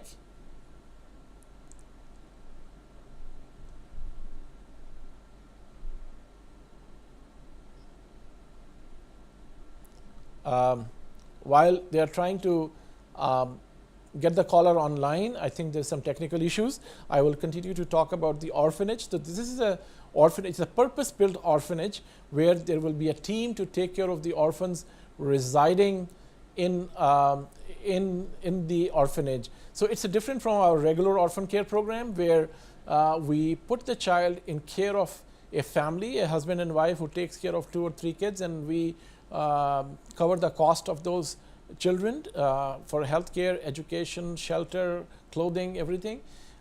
In this one model, the orphanage will be built and the children will be living under one roof as an orphanage, and there will be a management, the administration, superintendents who are taking care of these children. It has already started, but we want to complete the full complement or the capacity of this orphanage, and for that we need support. So anyone who would like, who's passionate about the orphanage, they can donate to this orphanage. Again, this is different from our orphan care program. It's a gift of love to orphan children in Indonesia, and we will be donating all the money to build and expand the orphanage in Indonesia. So this was the gift of humanity under the 9 programs that are very important to us. The 9 programs that Humanity First runs, that covers almost all aspects of need of humanity or providing service to humanity. We respond to disasters. We have a Feed a Family program where we provide food. This year our theme is food security, and while we run a food bank in Canada, who claims that no one will sleep hungry if you contact Humanity First, and we deliver food across Canada. The same program is also extended to homeless people, where we have Feed the Homeless program. We go out and provide food to the homeless people. In Africa, we run a program called Feed the Hungry, where we give out food to people in need on special situations. For example, at the time of Eid al-Adha, we ask our donors to give us the Qurbani funds, and we do Qurbani on their behalf. This is the only time in the year when some people in the poorest of the poor communities are able to eat meat, and they get the protein at that time. So we do that during the Eid al-Adha celebrations, but throughout the year, people donate to us for Sadqa Bakra, or they want to just provide food to the people in Africa, and we send the money from here to different countries, and we provide food. Just to give you an example, last year we were able to provide food and Qurbani meat in 14 countries, serving about 290,000 people who received the Qurbani meat from us. So we are looking forward to you to participate in the Qurbani campaign this year also. On behalf of you, Humanity First will sacrifice an animal, a goat, lamb, or cow in Africa and some other countries also, and feed the hungry through that. This is the best use of your funds, your sacrifice, your sadaqah, your qurbani in the name of Allah, for the sake of Allah, reaches the most people who are most deprived and who need this. So please donate to Humanity First for food security program, and donate, do your qurbani through Humanity First Canada. Again, to our viewers who are joining now, the number to call is 1-800-943-9161, 1-800-943-9161. A lot of people ask how we can join Humanity First. We don't have an exam to join. We don't have any prerequisite for you to join. We don't need any qualification for you to join. No matter what skills you have, or no matter what, if you don't even have a skill, we are there for you. We need your help. We provide you the training, and you can be part of the team. If you like responding to disasters, go into disaster area and help out people in need. Join us, our disaster relief team. If you like to help out in feeding the poor, join our Feed the Hungry and food security program, or our food bank here, and you can help us out. If you are good in project management, take one of the projects and help us out there. If you are good in administrative work, come in the office and help us with the administrative work. If you are good in finance, help us in the finance department. If you're good in technical support, IT, help us in the technical support and IT. By the way, do you know that this telethon is being organized by volunteers? None of us are experts in this field. None of us know anything about cameras or lighting or studios or how to stream. But these volunteers spent thousands of hours to learn and host it together. All of this is being done by our young volunteers who have set up this studio, set up this control room, and is streaming this. So please do remember them in prayers, and you can be part of this team. We did not have any experience about this, but we learned on the job, and we are able to do that. If you like our transmission, if you like our broadcast, if you like this global telethon, please do give us a comment. If you don't like it, we still want to hear from you. And we want you, more importantly, to join our team to help us out in any way, whether it's IT, finance, administration, anything. Do join us. I have a caller. Let's take this caller. Try again. Caller, can you hear us? Yes, I can hear you. I can hear you. Can you hear us? Walaikum salam. Yes, I can hear you, Dr. The number to call is 1-800-943-9161. We can't hear him. Okay, so guys, there's an issue on our side. I cannot hear the caller. I can hear you, Doctor. Uncle, you're on. Please make sure that you are not muted. Can you unmute yourself? I can hear you, Doctor. Caller, can you hear me? Yes, I can hear you, Doctor. I think they're again having some technical issues. So we're going to wait till the caller comes back. But as I was saying, the number to call is 1-800-943-9161, or you can send a WhatsApp message on 647-493-7722. And to volunteer, you can send us an email to volunteer@humanityfirst.ca. If you have a question or a comment, you can send an email to info@humanityfirst.ca. I also want to talk to you about our disaster relief team. You know, whenever there is a disaster, our team responds to this disaster. We work with WHO, United Nations, disaster relief organizations. We send our emergency medical team to respond. We want more people to join our teams because the need is tremendous. And this is a special need where when the disaster occurs, the most important thing is that timely deployment of the team. And just imagine that nobody knows when the earthquake, tsunami, or flood comes. And when it comes, the time is of the essence. We need to send people right away. And in order to be able to do that, we have always be ready. We have our own disaster relief center where we have preparations, we have equipment and supplies, we have a roster. But not everybody is able to go in a short notice that today the disaster happens and we want to send a team tomorrow. It's not possible for everyone. Sometimes people have commitments, sometimes they cannot take off from work. We are a volunteer-based organization, so always the priority is to have a job, and or to if you're going to your school, your university or college is important. So only a small percentage of people are able to take time off at a short notice. That is why we need to have a much bigger roster so that people can be deployed as soon as a disaster strikes. The standard stats are that only 5% of the people that you have in your roster for emergency supplies are able to deploy on a short notice. That means if your roster of 100 people, only 5 will be available to join. That's the maximum number. Sometimes only 2 or 3 are available out of 100. So in order to be able to send a team of 20 people, you have to have a roster of about 500 or more volunteers. That has a mix of doctors, nurses, paramedics, logistics people, administrative people, and many other experts there. So please do join us.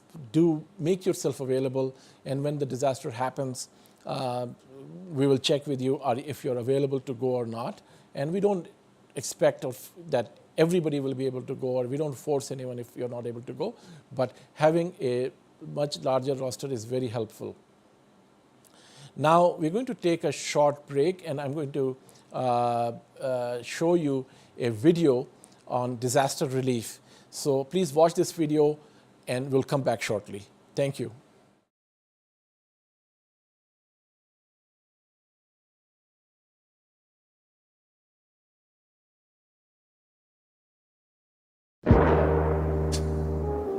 In the villages of Yemen, it's the children who suffer most. Wherever you go, you can see the human cost of this war. Good evening, and we begin tonight with the monster hurricane and its deadly impact already. An urgent warning from Somaliland, where 4 countries in that region are now on the brink of famine. Families and children at risk of starvation.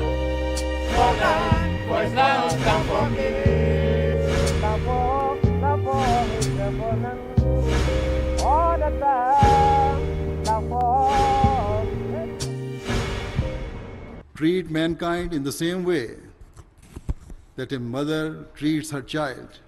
This is the way you should be. Not that you help someone only so that you can attain benefit later or take a favor in return. We saw that our doctors stayed in a tent pitched on a road. They ate granola bars and pasta and noodles, while other doctors from another organization were staying at a distance in a very nice hotel. They were eating really nice, good quality hotel food, and they were working only 8-hour shifts. After that, if somebody worked, they were paid double time and a half. They were paid doctors. Our organizations, volunteers, doctors were volunteers, 0 paid. So imagine the amount of the money saved. Whenever we do these services, people always comment, or even people, when they find out in the media, when they come for the interviews, they try to ask us that what's the real reason behind this, what's the hidden purpose. We always tell them that we have no hidden purpose. We are doing this because we want to serve mankind.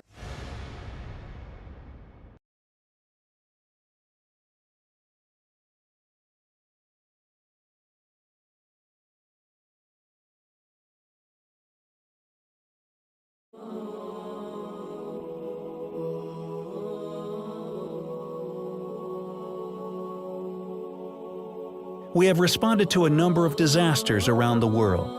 Our volunteers provided relief and assistance to victims of the typhoon in the Philippines and assisted with the rebuilding of their community.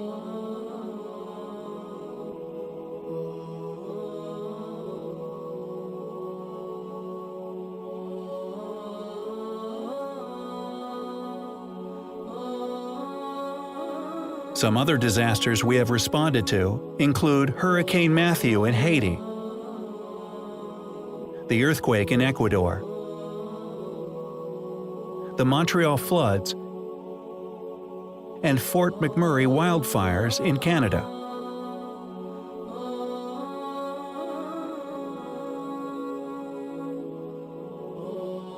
More recently, during the drought in Africa, Humanity First Canada provided food, water, and other emergency supplies to drought victims in Kenya and Somalia. More than 11,000 people were assisted during the severe drought spell.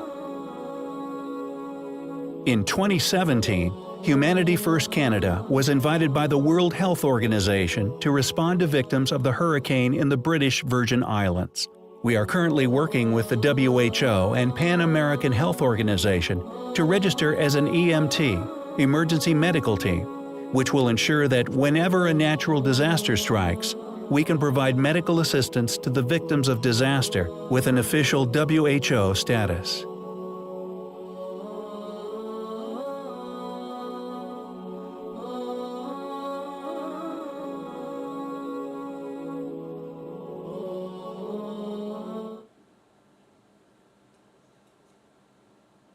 Assalamu alaikum wa rahmatullahi wa barakatuh. Welcome back to the studio. The number to call is 1-800-943-9161. We want to hear from you. We want your pledge. We want your donation. We want your support. Call us. We are looking forward to your call. We want to hear from you any comments that you have, any donation you would like to make, and any programs that you would like to support. Call us, talk to us. 1-800-943-9161. If you're shy of calling, you can use WhatsApp to send us a message, 647-493-7722. The WhatsApp number is 647-493-7722. So again, we were talking about disaster relief work. You have just seen our short video on disaster relief work. We have a caller, so let's take that caller now. Caller, you're online. Assalamu alaikum. Can you hear me? Yes, Dr. Saab, I can hear you. I think you're on mute. I cannot hear you. I am not on mute, Dr. Saab. There is something wrong with the audio. I cannot hear you. The caller, there is an issue with the call. I think we're having some technical issues there. For some reason, I'm unable to hear. Thank you very much, the caller. I really appreciate your effort, and my apologies for the technical glitch that we are having. Our technical team is looking into it, but for some reason, I'm unable to hear the callers. They're trying to fix it, but please don't get discouraged. Please do call again. I'm sure that this is going to be resolved shortly. And even if you don't get through our calls, you can still donate. On our website, if you go to humanityfirst.ca, there is a Donate Now button. Click that Donate Now button.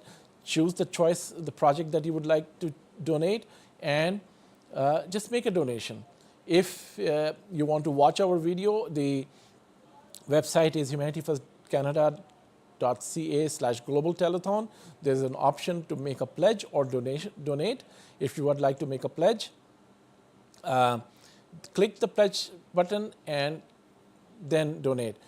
Today, I'm encouraging everyone to really participate in this global telethon. You're not only going to learn about Humanity First, but there is an opportunity where you're going to win some prizes by giving right answers. So there is a quiz every hour on the hour. Next quiz will be at 4 p.m. in just about 13 minutes, and you're able to win a prize, a gift card of $100 if you give the right answers. You have to be the fastest one and the correct one. So you have to give the correct answer, and the fastest person wins that prize. So get ready, brush up your knowledge about Humanity First, and you'll be $100 richer. $100 means a lot. For $100, one can support 1 month of essential groceries for a single person. That's a long way to go there. And we are giving it out to thank our donors who have been giving thousands of dollars and who know about Humanity First, who really want to be part of Humanity First. And this is to generate an interest. We're going to give out a $100 gift card to anyone who knows the most about Humanity First by answering the quiz.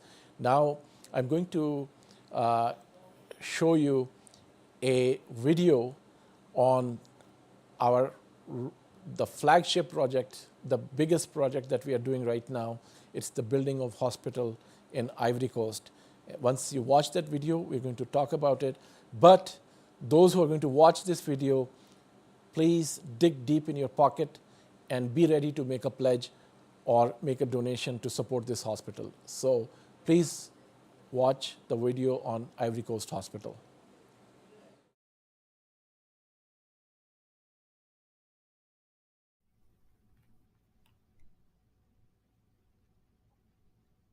Ivory Coast faces multiple health challenges caused by factors including malaria, lack of access to medicine, and healthcare staffing shortages. Our initiative to establish a school not only addresses educational deficiencies, but also aims to alleviate some of the broader socioeconomic issues affecting this community. This is a fast-developing nation with a population of over 23 million. Despite the shortage in rural areas, there's still improvement, such as the reduced rate in infant mortality and the rise in life expectancy to 54 years.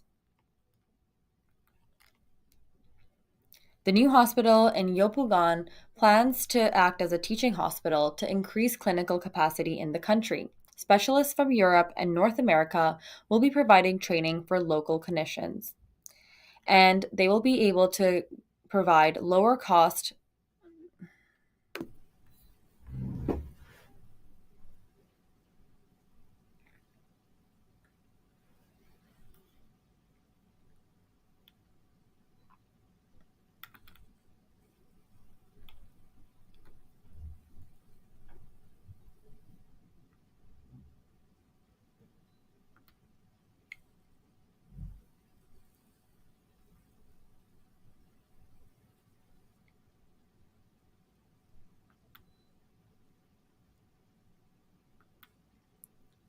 This hospital is a pivotal healthcare project developed by Humanity First.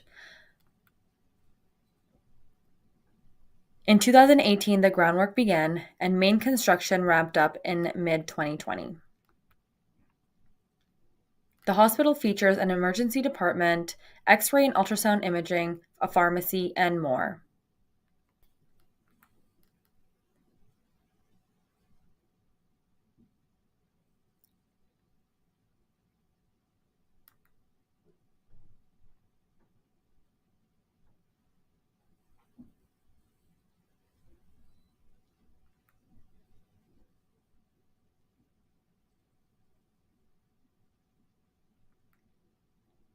There is an urgent need for modern equipment to better serve the community of Ivory Coast.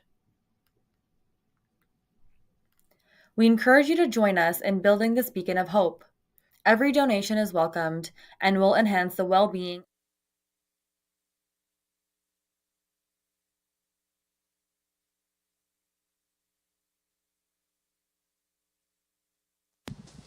Assalamu alaikum warahmatullahi wabarakatuh. Welcome to the second quiz of the Humanity First Global Telethon for 2024.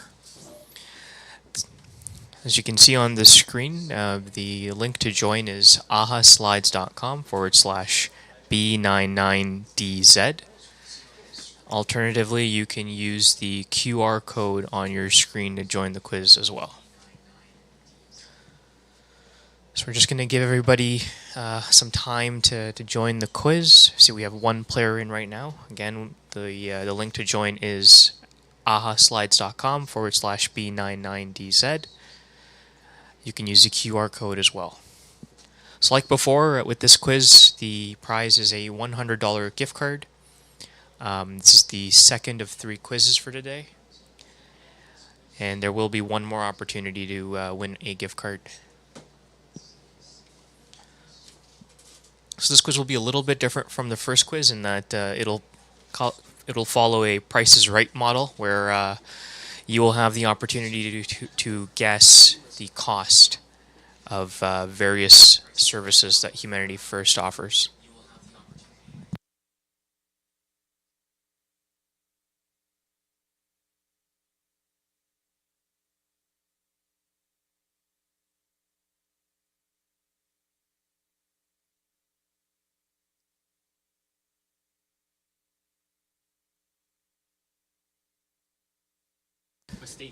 So we're actually going to be going back to the studio just for a brief moment, but do stay in the quiz, and we will be beginning it shortly here.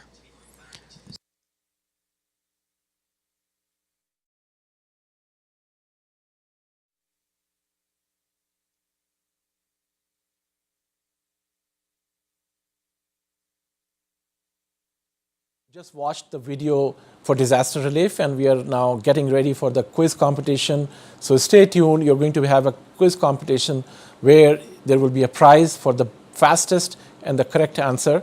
But before you do that, I want to remind to you that the video you just saw about the hospital, Ivory Coast Hospital, we are looking forward to your support.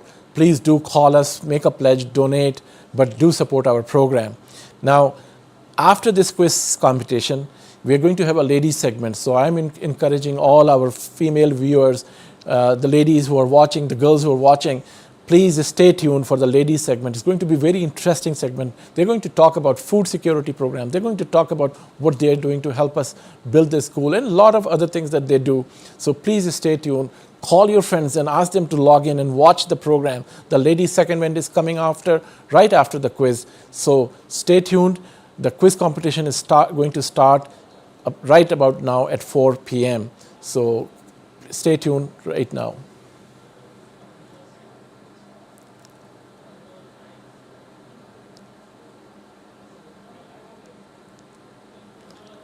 The quiz competition is going to start shortly. Please stay tuned.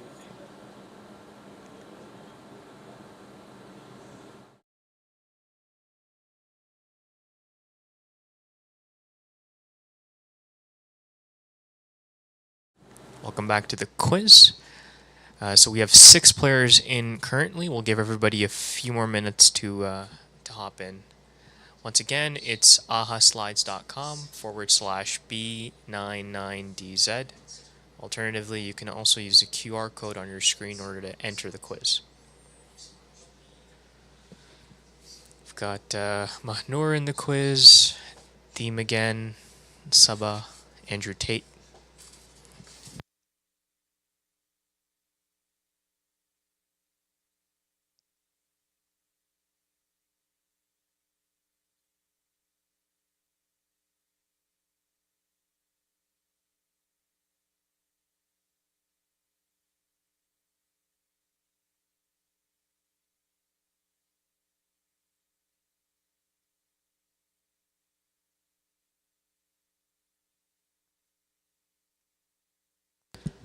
Okay, let's begin the quiz. Oh, well, actually, we'll give it a few more minutes.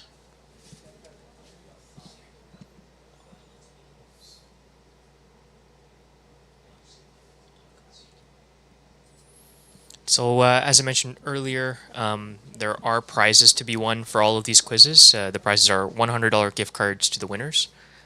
This is the second of the third quiz for the day. So there will be one more opportunity to win a gift card later on.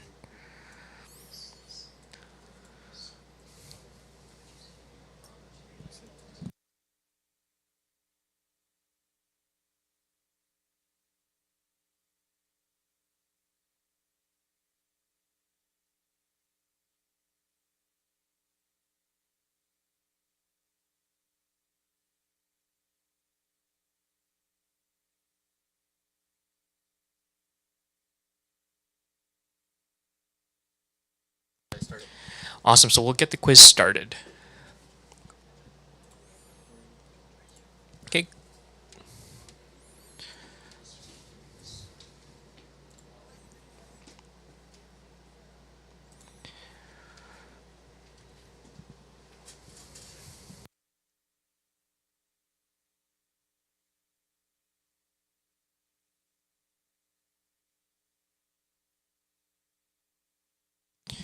Question number 1. Under the Global Health Program, Humanity First builds hospitals in remote locations around the world. Donors can sponsor different units within the hospital. Match the cost of the sponsoring with the correct unit.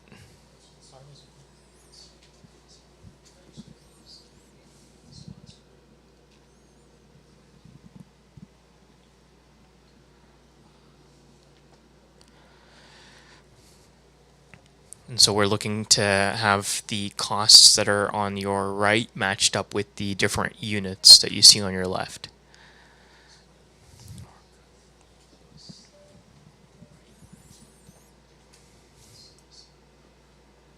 Okay, 5 seconds.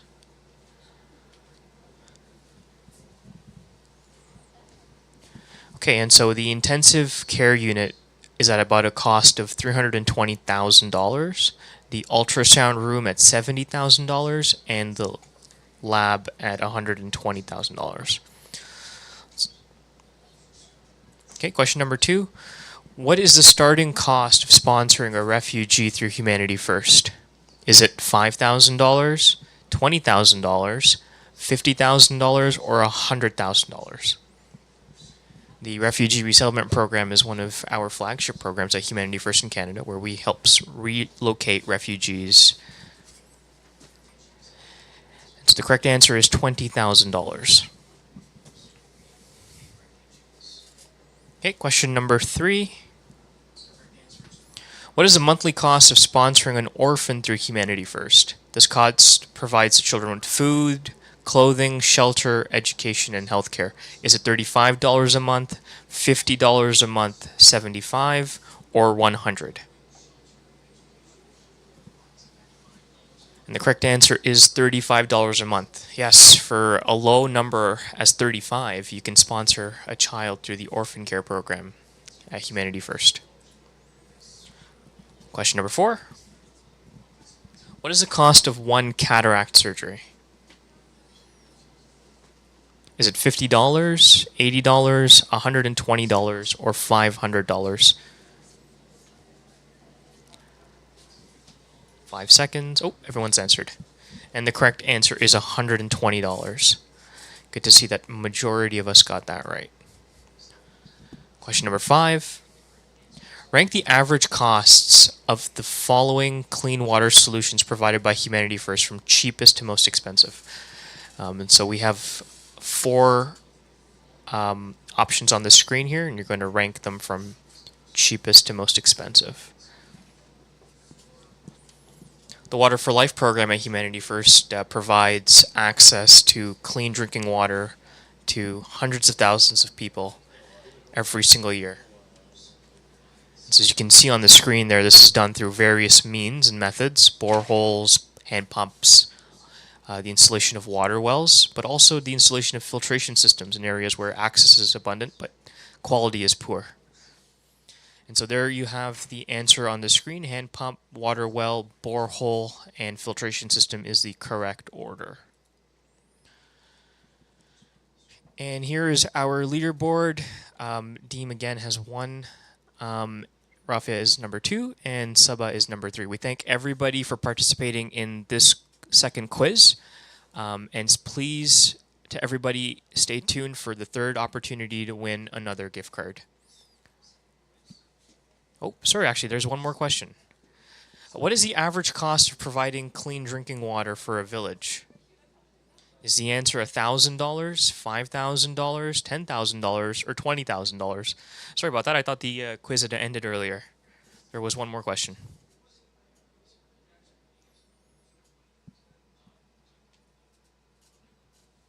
And the correct answer is $5,000.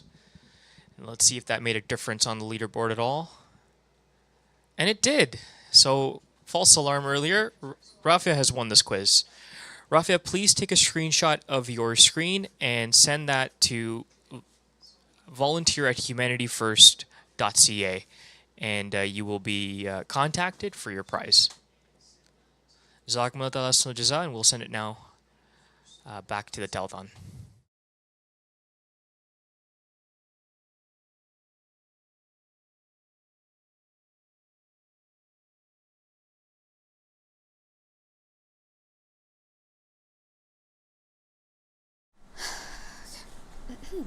Welcome back to our global telethon. You're watching us live. I'm your host Anusha. And our first segment will be focused on food security program. Almost 6 million Canadians living in 10 provinces live in households facing some kind of food insecurity. Humanity First, honoring its mission to create sustainable solution, has a food bank in Vaughan. Our food bank serves thousands of clients per month through delivery service and walk-in clients. Our volunteers work tirelessly 7 days a week to ensure that everyone who's turning to us is being assisted adequately. Today in the studio, we have 2 of our long-time volunteers, Tuba and Aya. I will turn towards them and I will ask them a few questions. I'll start with Tuba. Tuba, can you tell us how you heard about the food bank here and what made you decide to volunteer? Yeah, for sure. So essentially my brother started volunteering at Humanity First Food Bank around two and a half years ago. And he would come home and share his experiences of working at the food bank and just share how impactful the work is. And it made me want to donate my time as well and kind of give back to the community where I could. Yeah, that's really wonderful. Days at the food bank, they're very dynamic. Sometimes it's so busy, there's so many clients coming in, there's so many donations to sort, there's so much happening at once. What was one part of volunteering that you enjoyed the most here? Yeah, so like you mentioned, days at the food bank are really high energy and dynamic. And what I really enjoyed was that even though it was really high energy and dynamic, everyone worked as a collective team and put in their own effort to complete both small and large tasks for the betterment of the food bank. And I found that the people at the Humanity First Food Bank have always been so kind and welcoming. And so I would recommend anyone listening to definitely consider volunteering if they have the time. That's so true. The team over here, it's so nice, it's so welcoming. They work together. Whenever someone else needs help, they make sure that, they're here to volunteer, so they're here to serve a purpose. It's not something personal. They're here to serve the people, the clients coming in, so they ensure that everything goes smoothly without any issues and problems. What would you say to someone who's watching right now and might still be considering if they want to donate? How did this experience benefit you or impact you? So to the viewers, I would say definitely don't hesitate to volunteer if you have the time. Like I mentioned before, the Humanity First team is incredibly kind and welcoming. And the connections and friendships that I've made through this experience, it's just made the whole experience worthwhile. And I would say that personally, I gained a lot of friends through this experience, but most importantly, I gained perspective. So I found that since starting at the food bank, I became more grateful and appreciative of everything that God has given me in my life. And I knew that I wanted to donate more of my time where possible to give back to the community. I would agree with you. The food bank has grounded me personally so much. I feel like when I compare my problems to people coming to the food bank who don't have access to the basic needs of life, like food is such a basic necessity that everyone should have access to. When I see their worries, them coming in to see, asking for help, when they tell us their stories, and I think about my problems, I couldn't get that dress or I couldn't get that. It's so useless. It's not important at all. We're so privileged, and it makes me so thankful and keeps me grounded too. Yes. I think it has changed. I think my parents would agree too. It has changed me so much. So at this moment, we will take a small moment to watch a small video that is from our longtime food bank volunteers.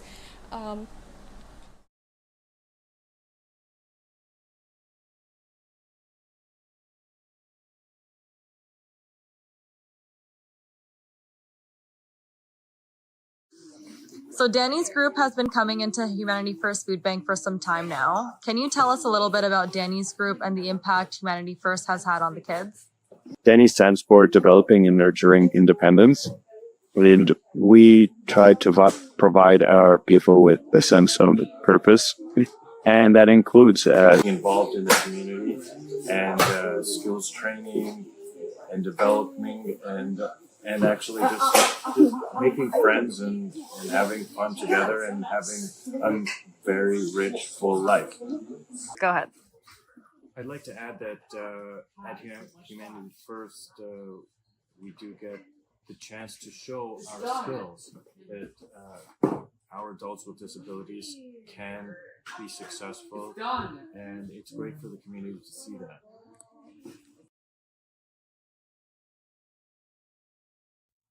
Well, hello. Hello. Hello. Hello. We are the oldies but the goodies. We're so privileged to serve in this food bank here. Anyone can serve, even us old folks and all that. We really enjoy it. We've been serving since COVID, right?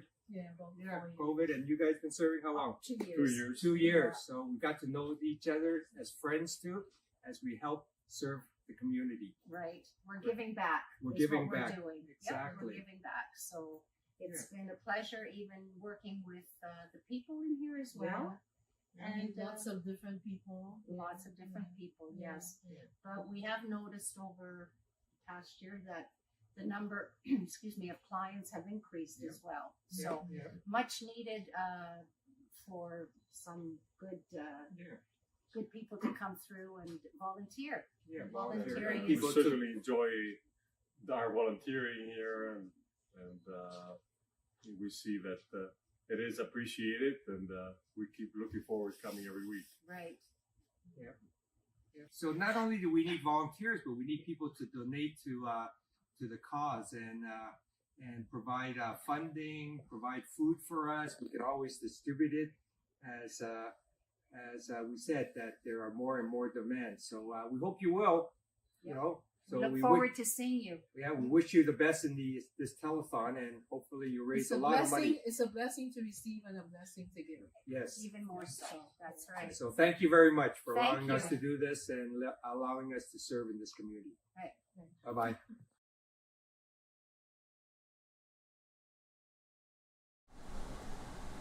That was such a nice video. Our food bank has opportunities for so many different kinds of people, different age groups, different professions, and these volunteers, they're long-time volunteers, and they're so appreciated. They work so hard during the weekdays to ensure that everyone is getting their food. I'm going to turn to Tuba once more, and I'm going to talk about our food bank dynamics. So our food bank, it is very unique compared to other food banks. It has a lot of different dynamics and different procedures. Can you expand for people who are watching us for the first time and they're learning about the food bank for the first time? No, definitely. So the Humanity First Food Bank in Concord provides numerous resources, some of them being a customized food list, which provides clients the opportunity to pick and choose food items that they're in most need of, which volunteers pack daily and have ready for clients to pick up or to be dropped off. And Humanity First has a free delivery service with volunteer drivers dropping off the food packages to clients' homes. And this essentially mitigates potential accessibility issues for clients that may live too far away or don't have access to public transit to reach the Concord Food Bank. And the food bank is also open 7 days a week, allowing clients to drop in and retrieve food as needed. I would also say, as a long-term volunteer, it is quite humbling to witness the amount of hard work, dedication, and hours that go into ensuring the different food bank services run smoothly. So I applaud all the team members and highly recommend viewers to volunteer if they can. It looks like, so we cover basically everything just to ensure that no one sleeps hungry. And even if they can't come to us, we go to them free of charge. Like, it doesn't just have to be that they can't leave their house. Sometimes they can leave their house, but they're not able to travel far or go to a food bank, because some of the food banks, they have a reputation of giving 1 boxes. They don't care that if you're going to eat that or no. They get those items in donations. They'll give it to you. You eat it. You throw it. They don't care about that. But us, we care about that because we put so much effort in procuring this food. We want to make sure that if we're sending food to someone, or even for walk-in clients, if we're giving food to someone, we want to ensure that they will eat that food. It will help them. If we're helping someone, you want to make sure you're actually helping them, right? Exactly. Yeah. You just can't just give them anything and say, I helped that person. It's useless if it's useless for them, you didn't help them. I'll turn to Aya at this time. Aya, how many clients do we serve per month? We are serving more than 3,000 individuals a month. That's a big number, and I see that it's increasing every day. And how many deliveries do you think we dispatch per month? We do dispatch around 300 deliveries a month. Yeah. It takes a great deal of effort and resources to meet the need of so many people. Yes, especially with the current economic crisis and inflation, lots of people have been turning to food banks, and to our food bank specifically, for food support, to seek food support. And we are in desperate need for food donations, monetary donations, to meet the need of them. Few days ago, we met a person panhandling in front of a store, and we went up to him. He was young, he was well-groomed. We went up to him and we asked him, why are you panhandling when you have no disabilities or nothing wrong with you? So he was like, I came recently to Canada. I've been here for only 2 months. I'm a newcomer. I have 3 kids and I couldn't find a job. No one was hiring me because I have no references. Basically, no one knows me, and that's why I'm not getting a job. And I'm on social assistance currently, so I'm paying my rent from the social assistance, although it's not enough to pay my whole rent and utilities.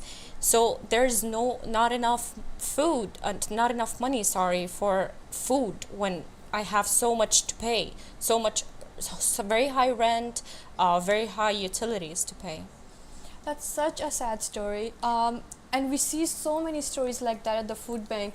People, they don't have the funds to just make ends meet. And it's not just newcomers or refugees. We also see employed people. People have jobs, but the cost of living is so high right now that they just cannot make ends meet.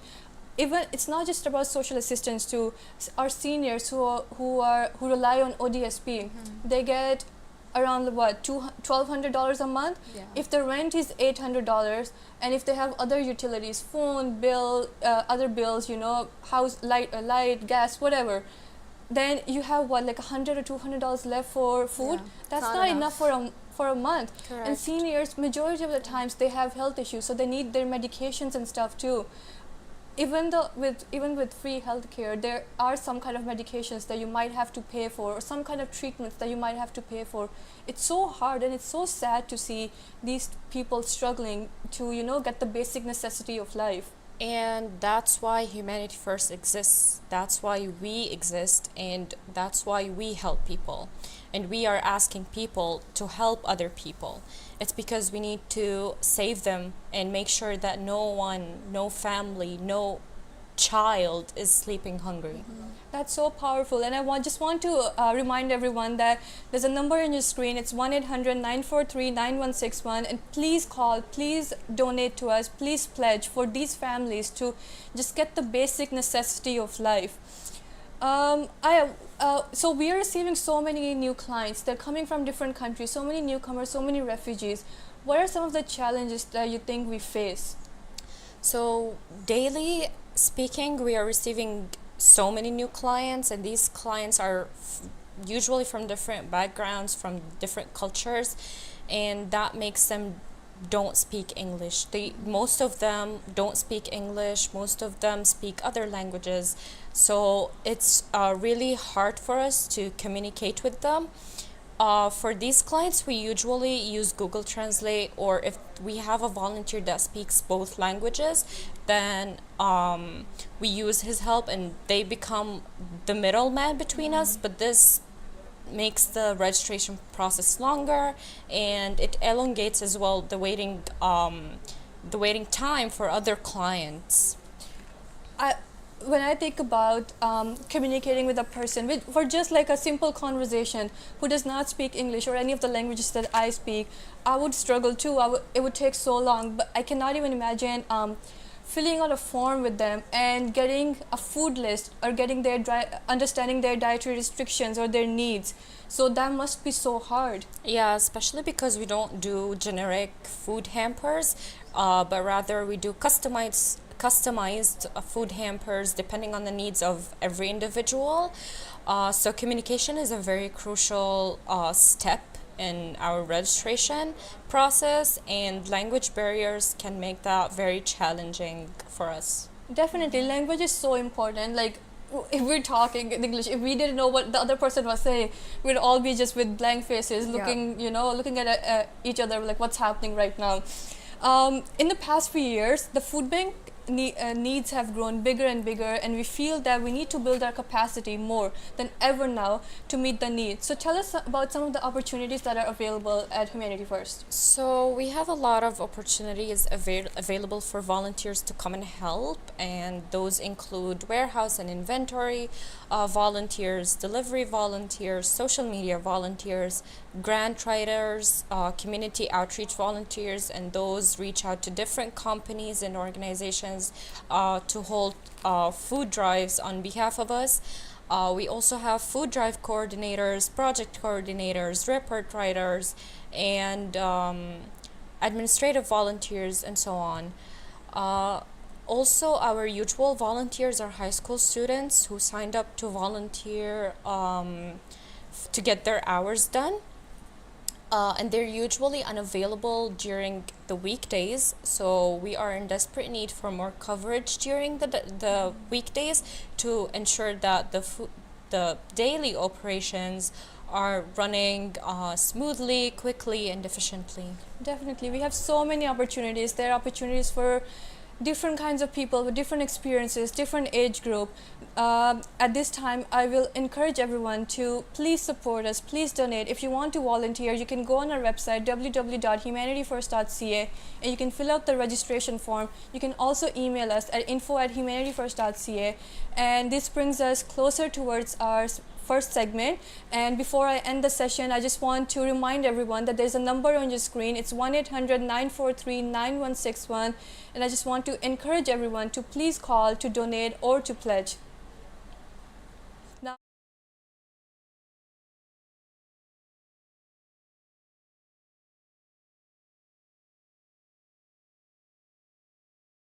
Humanity First Food Bank operates 7 days a week, helping over 1,000 families every month. Our headquarters in Vaughan is open for pickup every single day for those dropping in for the first time and for regular clients as well. Right after checking in with reception, clients are able to receive their hampers from the volunteers. Our volunteers work tirelessly attending to clients' requests and fulfilling their needs. Another huge task for our volunteers is sorting out all of the food in the correct zones of our food bank, which is received through either food drives or donations as well. Now, let's take a look at how some of our youngest volunteers at Humanity First spend their time at our food bank.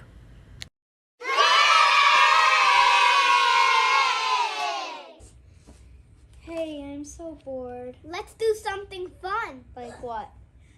Let's go to Humanity First. That's a good idea. Hey, can I come too? Now that our volunteers have arrived, they are getting ready for their day of various food bank activities. Once they're properly trained, volunteers can begin to carry out the various needed tasks for the day. Hey, what are you doing? Packing the food for the people who need it. Each food item in the Humanity First Food Bank is located in different zones across the warehouse. The volunteers must browse around the warehouse to get the needed items and bring them over to the table. Each hamper is uniquely packed for families based on their dietary needs and preferences. It is the job of our volunteers to make sure the hamper is adequately assembled to the client's satisfaction and needs. Once all of the items from the list are collected, the food is packed into boxes neatly, ensuring that no items will be damaged. Once the box is sealed, we move on to the next step. Oh no, it's so heavy. I can help. Let's go give it to the delivery guy. Hey, I'm a Humanity First delivery driver. Do you want to deliver with us too? Call our head office or visit our website to become a volunteer today.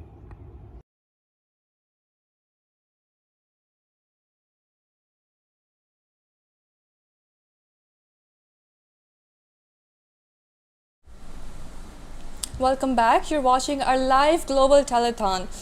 I would like to start this session by introducing our new project that comes under the Knowledge for Life program. Free education is such a privilege for all of us Canadians, and thinking about some of the kids who do not have access to this at all. They wake up every day without, like, they don't have a routine to go back to school. They wake up and their routine just consists of doing household chores or anything that their parents require, or doing labor work. Humanity First, honoring its mission of creating sustainable solutions, is creating a new school in Cameroon, in Folap village, and this session will be focused on that. We will be talking about that. Today in the studio I have two Humanity First volunteers with me. I have Satwat with me. She is a project manager, and she's also our admin assistant. And then also I have Sister Faria with me. She has an educational background. She is an elementary school teacher. So I'll start with Satwat. Satwat, let's talk about the Knowledge for Life program. How does the Knowledge for Life program align with Humanity First's broader mission and values? So the mission of Humanity First is to promote and safeguard human life and dignity. So the Knowledge for Life program helps to break the intergenerational cycle of poverty by building schools and providing free education and skill building training in some of the most impoverished places and remote communities around the world. So this in turn helps to uplift individuals and families, and that reduces the poverty levels over time. So also within Canada, Humanity First sponsors schools that are affected by budget cuts, and by providing scholarships and awards to deserving students to help support their academic journeys. That I think I agree with you. this program, it breaks the generational cycle, or else the kids or the families, they're stuck in that same cycle of, you know, going through the same career change, same opportunities. It broadens their opportunities. How do you think this program is benefiting the children from these remote villages and areas? So in Canada, we think of education as like a basic human right that's really easily accessible, and free up till high school at least, right? But however, that's not the case in developing nations, especially for those who don't even have access to basic necessities. For children living in these remote villages, education has a positive impact on many spheres of their life. So education provides the foundation for literacy and numeracy skills, which opens the path to higher education and vocational training. So education is also a means to empower these children with confidence to make more informed decisions about their life moving forward. And that asserts their right and challenge to challenge inequality and injustices in the world. And for women and girls, this is particularly transformative. And we also know that education can lead to improved employment perspectives and higher wages and therefore a better standard of life. And in essence, the goal of providing free education in these villages isn't just about teaching academic subjects, but setting a foundation for hopefully a more healthy and equitable society. And this is an investment in the people that lead to improvements in the economy and society, which thus helps the whole community come out of poverty. That's so true. Education is literally considered a big privilege in these kind of communities. Can you share any success stories that highlight the transformative impact of this program on individuals, families, and communities? So, for example, Typhoon Haiyan struck the Philippines in November 2013, and it was a Category 5 storm which affected 14 million people across 44 provinces. And in the aftermath of the storm, there was no infrastructure, thousands of houses were destroyed, over 4 million people were displaced. And in addition to emergency relief, Humanity First built 2 schools and a daycare center.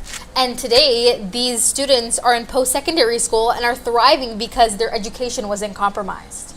And another highlight is that Humanity First operates 2 schools in remote villages in Congo, and these are the only schools in those areas. And in 2022, there was an expansion project, and 2 more classrooms were added, which students up to grade 6 can attend now. And 143 students are now benefiting from this free education. So additionally, in April 2022, we opened a new sewing center, which allows us to train 15 students at a time. And efforts have been made to provide a transportation to these students to and from the center to those who live a little further away from the center. Another highlight is that in Haiti, Senegal Hospital, which was built by Humanity First Canada, which is located 400 kilometers away from the capital of Haiti, which is Port-au-Prince, and has the capacity to provide free education to over 100 students.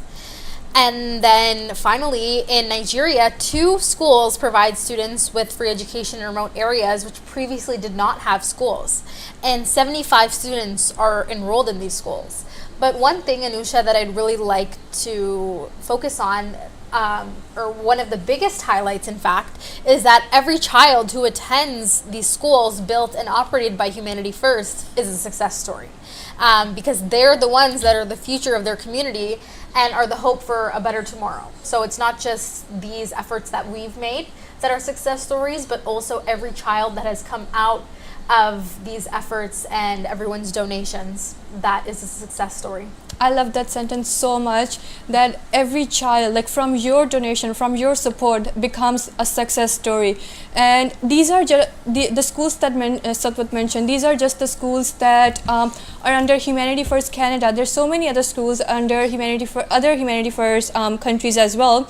And Satwat also mentioned a sewing center. So it's not just education for young kids, it's also vocational training and skills for older people too, who do not have, the privilege to get those kind of skills. My last question for you would be, how do you see the Knowledge for Life program evolving, or what future do you envision?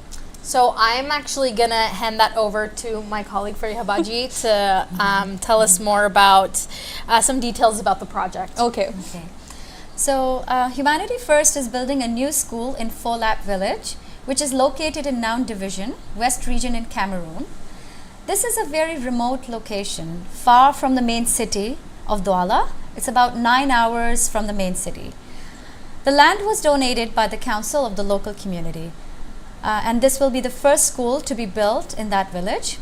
So initially it will be a 3-classroom school providing the primary level education to 200 children. The building will include an additional room to be used as the school office and staff room. And in the next phase, it will be expanded at the next level by building additional rooms as the children will graduate from 3rd grade level. I can just imagine the excitement of these kids right now of having access to free education like that, because right now, I saw the pictures when the proposal came. I remember I saw the pictures of these kids. They were dressed in their best clothes. Like our coordinator there told us that they came dressed as their best clothing, like their Eid clothes, just to take pictures because they were so excited. And I just cannot even imagine the excitement they must be feeling right now. What do you think is the routine of these kids right now, and how do you think building of the school will help change the routine for the betterment of their future? So at this time, these kids are focused on labor work. Education is not a priority.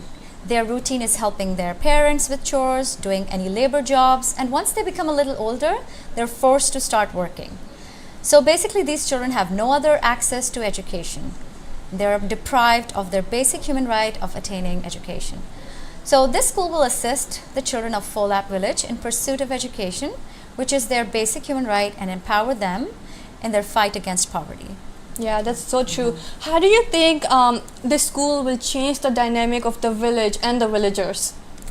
So this school will change the future of that community and it will empower their socioeconomic situation, and it will be a game changer in their lives. It will break the generational cycle of having to join their parents at work and bring more opportunities for them. That's the part, right? It'll bring more opportunities for them. I love that part so much. For everybody, as a teacher, how does this program and this project actually personally resonates with you? So I'm an ESL teacher, and I get students from all over the world who are coming from villages such as this one with no access to education. So this helps me realize how blessed I am to be living in this part of the world where I don't have to struggle to attain knowledge. So thanks to Humanity First, who is transforming futures through Knowledge for Life program, and I would encourage all the viewers to please support this cause by donating generously. Thank you. Thank you so much, Faribaji. So through the Knowledge for Life program, we're empowering minds, we're transforming these kids' futures, and your donation, your support can help us do that. Again, I want to encourage all of the people who are watching right now to please call, to please donate or pledge. You will see the number on your screen. It's 1-800-943-9161. We will end this session by watching a small video about the Cameroon School Project.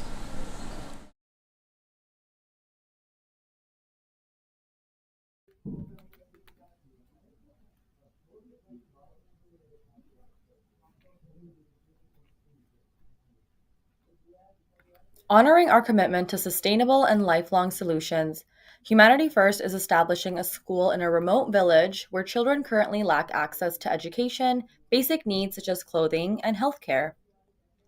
In this village, education is not integrated into the daily lives of children who are instead primarily engaged in labor, chores, and household responsibilities. Unfortunately, education is not considered a priority for these children. Furthermore, this village is located a challenging 9-hour drive from the main city of Douala, further isolating its inhabitants from essential services and opportunities. With the generous support of our donors, we have been able to bring hope to this community by constructing this much-needed school. Empowering Cameroon's Future, the Humanity First School Project. The school project in Cameroon is designed to provide education to 200 children in Folap Village, a community previously lacking access to adequate educational facilities. The new school will be equipped with classrooms and learning materials, significantly enhancing the educational opportunities for children in the area.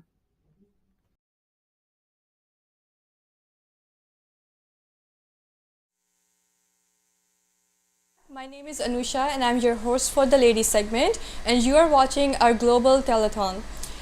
This segment will be focused on global health. We will be talking about healthcare. Access to free healthcare is such a privilege for all of us, and we cannot even imagine the people who are living in remote communities, these underprivileged communities where they have to travel so much or pay so much money to just get the basic, healthcare in their life. Humanity First, again, it honors its mission, and it has built 2 clinics in Bangladesh which are focused on maternal and child care, just to make sure and just to ensure that the mother and the child, they receive proper and adequate care during the pregnancy and after that as well. So I have Satwat with me in the studio. I'm gonna ask Satwat, can you provide us with a few details about the key challenges and barriers that people in these kind of communities go through while they're accessing maternal and child care?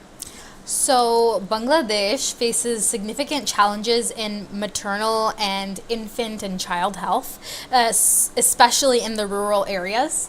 So our clinics address these challenges in the Chandina and the Bijoy Nagar villages in particular, providing essential health services to underserved populations.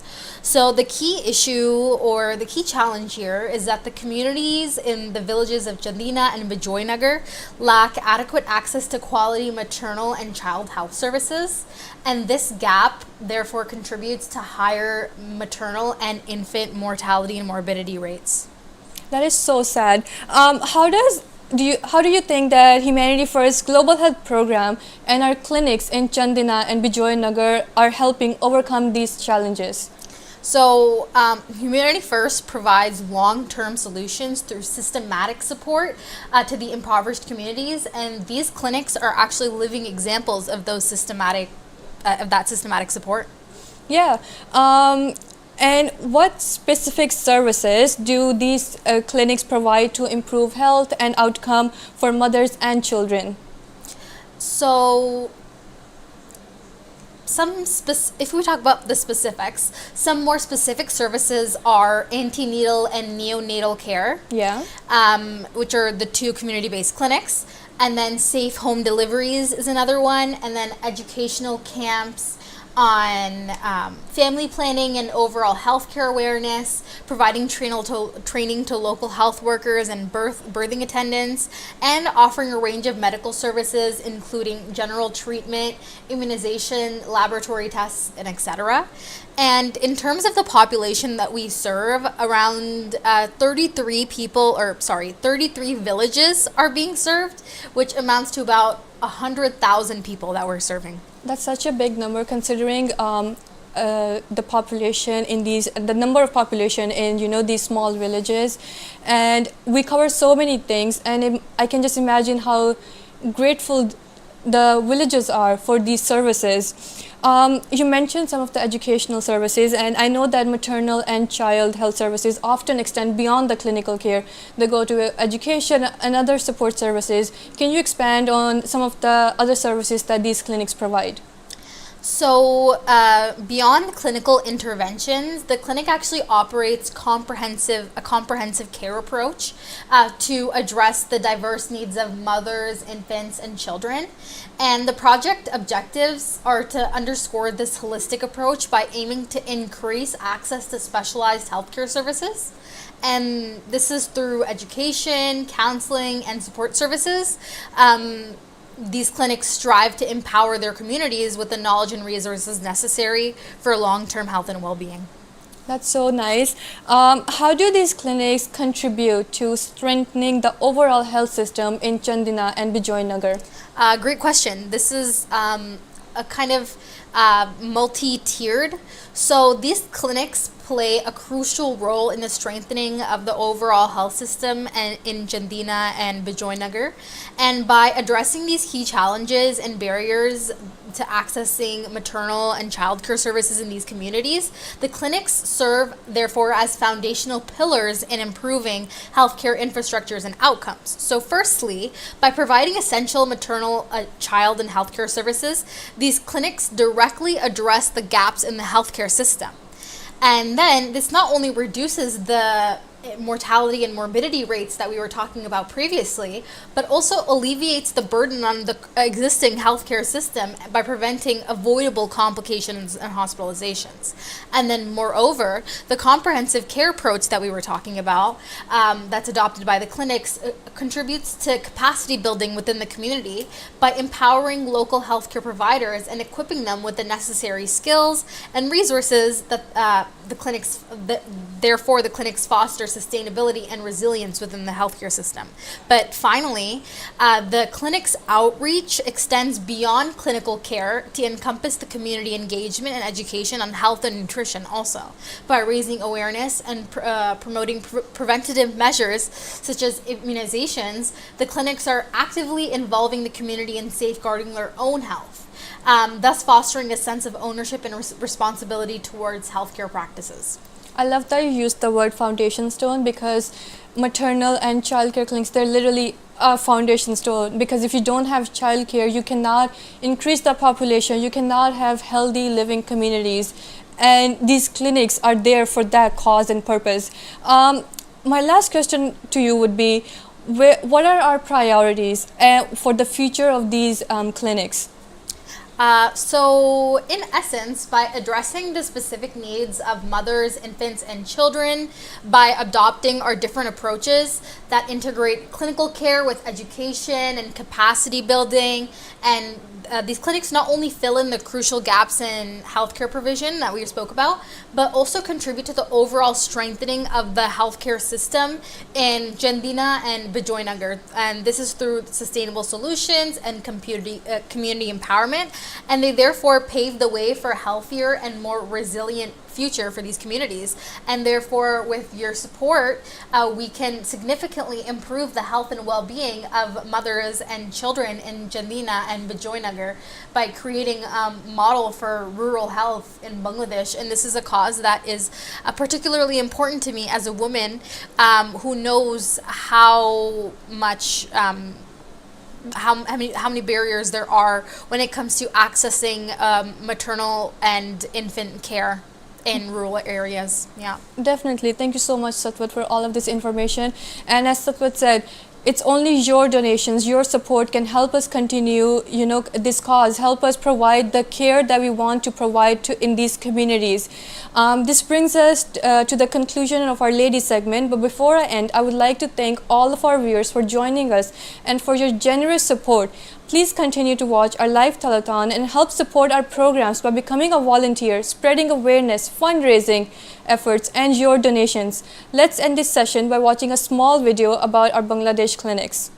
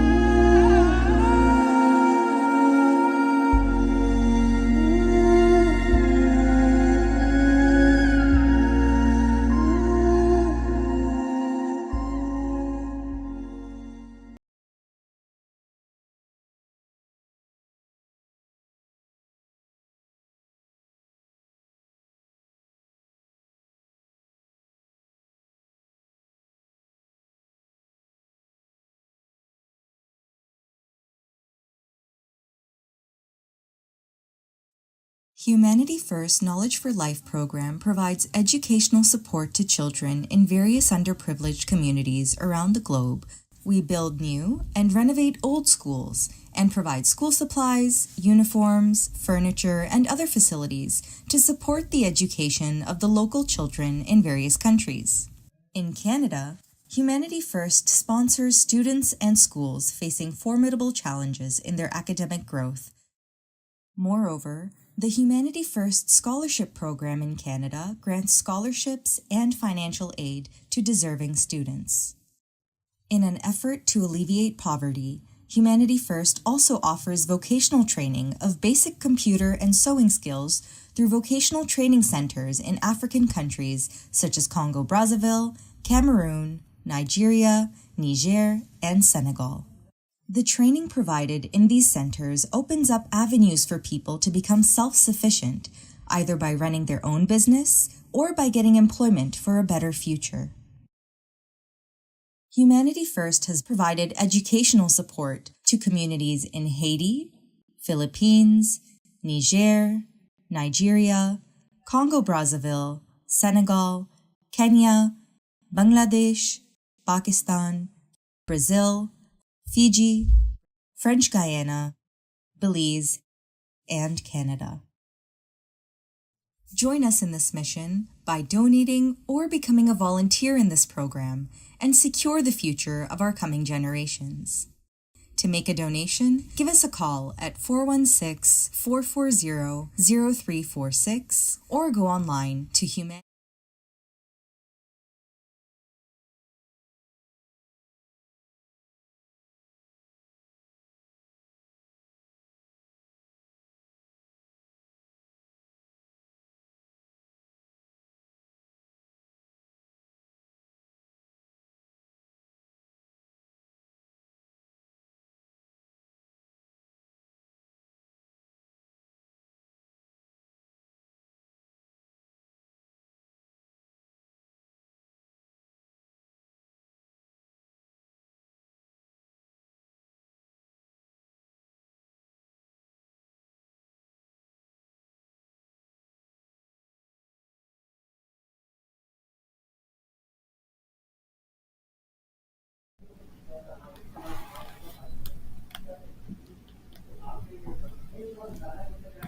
Access to free healthcare is a privilege for a majority of us.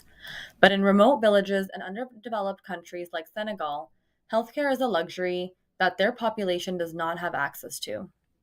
The country has a high burden of both communicable and non-communicable disease, and the latter was estimated to have caused 45% of deaths in 2019. Humanity First Senegal Hospital in Senegal has been operating since 2019, providing free of charge healthcare to thousands of individuals each year.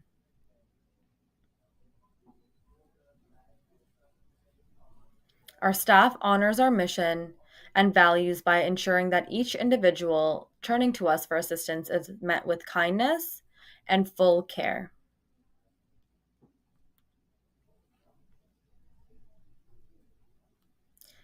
Senegal Hospital in Dakar has state-of-the-art medical equipment such as the following. Senegal Hospital offers a range of treatments such as plastic surgery, general surgery, gynecology, urology, and maxillofacial surgery. And we ensure that those who cannot afford treatment still receive the necessary medical care.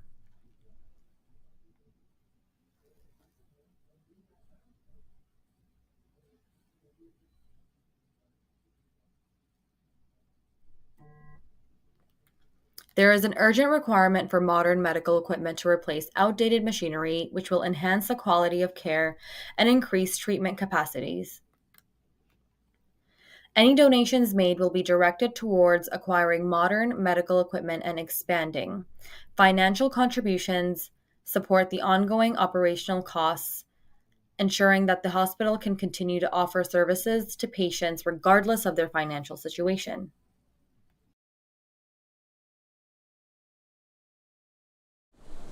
Assalamu alaikum wa rahmatullahi wa barakatuhu. Welcome back to the final segment of Humanity First Canada Awareness Day and Global Telethon.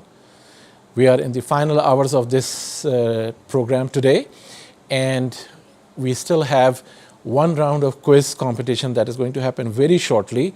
So stay tuned and get ready with your phones and ready to participate in this. Also, we're going to have some callers who are going to call us to either make comments or donate, or they may have some other suggestions to make a pledge. We are still looking for an ambassador who will make a $20,000 donation to become the Humanity First ambassador and earn a lapel pin, a very special lapel pin for 2024 celebrations, which is a 20 years of celebrations of Humanity First. We will also have a discussion with some of our volunteers and members of our national team. They are going to tell us what they do and how they contribute to Humanity First. We welcome all volunteers to come and register with us and be part of the team. Again, let me remind you that this program is being done by our volunteers who have no technical background, but they are just volunteers. They have the passion to serve humanity and to further the cause of Humanity First. They have learned how to handle technical matters and arrange this telethon. So I'm very grateful to the team that has organized this, and I request you to remember them in your prayers. We want you to call us today to share your thoughts, your comments, and also to make a pledge and donate. The number to call is on the screen, which says 1-800-943-9161. If you do not want to call, you can still send a message on WhatsApp, 647-493-7722. Again, the number is 647-493-7722, only for WhatsApp. If you want to call, then the number is 1-800-943-9161. So we are looking forward to your call, and we want to hear from you. And again, to wrap up the projects that we talk about, the first thing that I want to highlight is the gift of humanity that we are giving to the people who are less privileged, those who are dependent on some support from our donors. That's a gift of humanity as our thanksgiving for 20th anniversary celebration. God Almighty has enabled us to provide the service to humanity for last 20 years, and this gift of humanity is to show our thanks to God Almighty. And of course, this is only possible through the support of our donors. So just to recap, we are finalizing the construction of Ivory Coast Hospital. As the first item, we are building a school in Cameroon. And I'm going to continue with this list, but we have a caller right now ready. We're going to take the caller first. Assalamu alaikum, the caller, are you able to hear me? Excuse me. Can you hear me? Please confirm.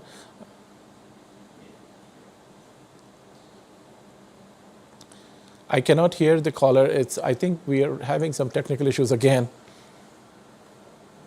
जी अस्सलाम वालेकुम doctor साहब Walaikum salam. Now I can hear you. जी Please tell us who are you? Sir doctor साहब मेरा नाम मोहम्मद नसरुल्लाह है. Nasrullah sahab, assalamu alaikum. Welcome to the Humanity First Telethon. Thank you. जी बताएं आप क्या कहना चाहते हैं? डॉक्टर साहब I appreciate your efforts and I support your cause and I donated $115 today. Mashallah, mashallah. Jazakumullah. Thank you so much. May Allah bless you, and I hope you're going to convince your friends and relatives to also donate. Yes, Dr. Sir. Thank you so much. Really appreciate that. Jazakallah. Assalamu alaikum.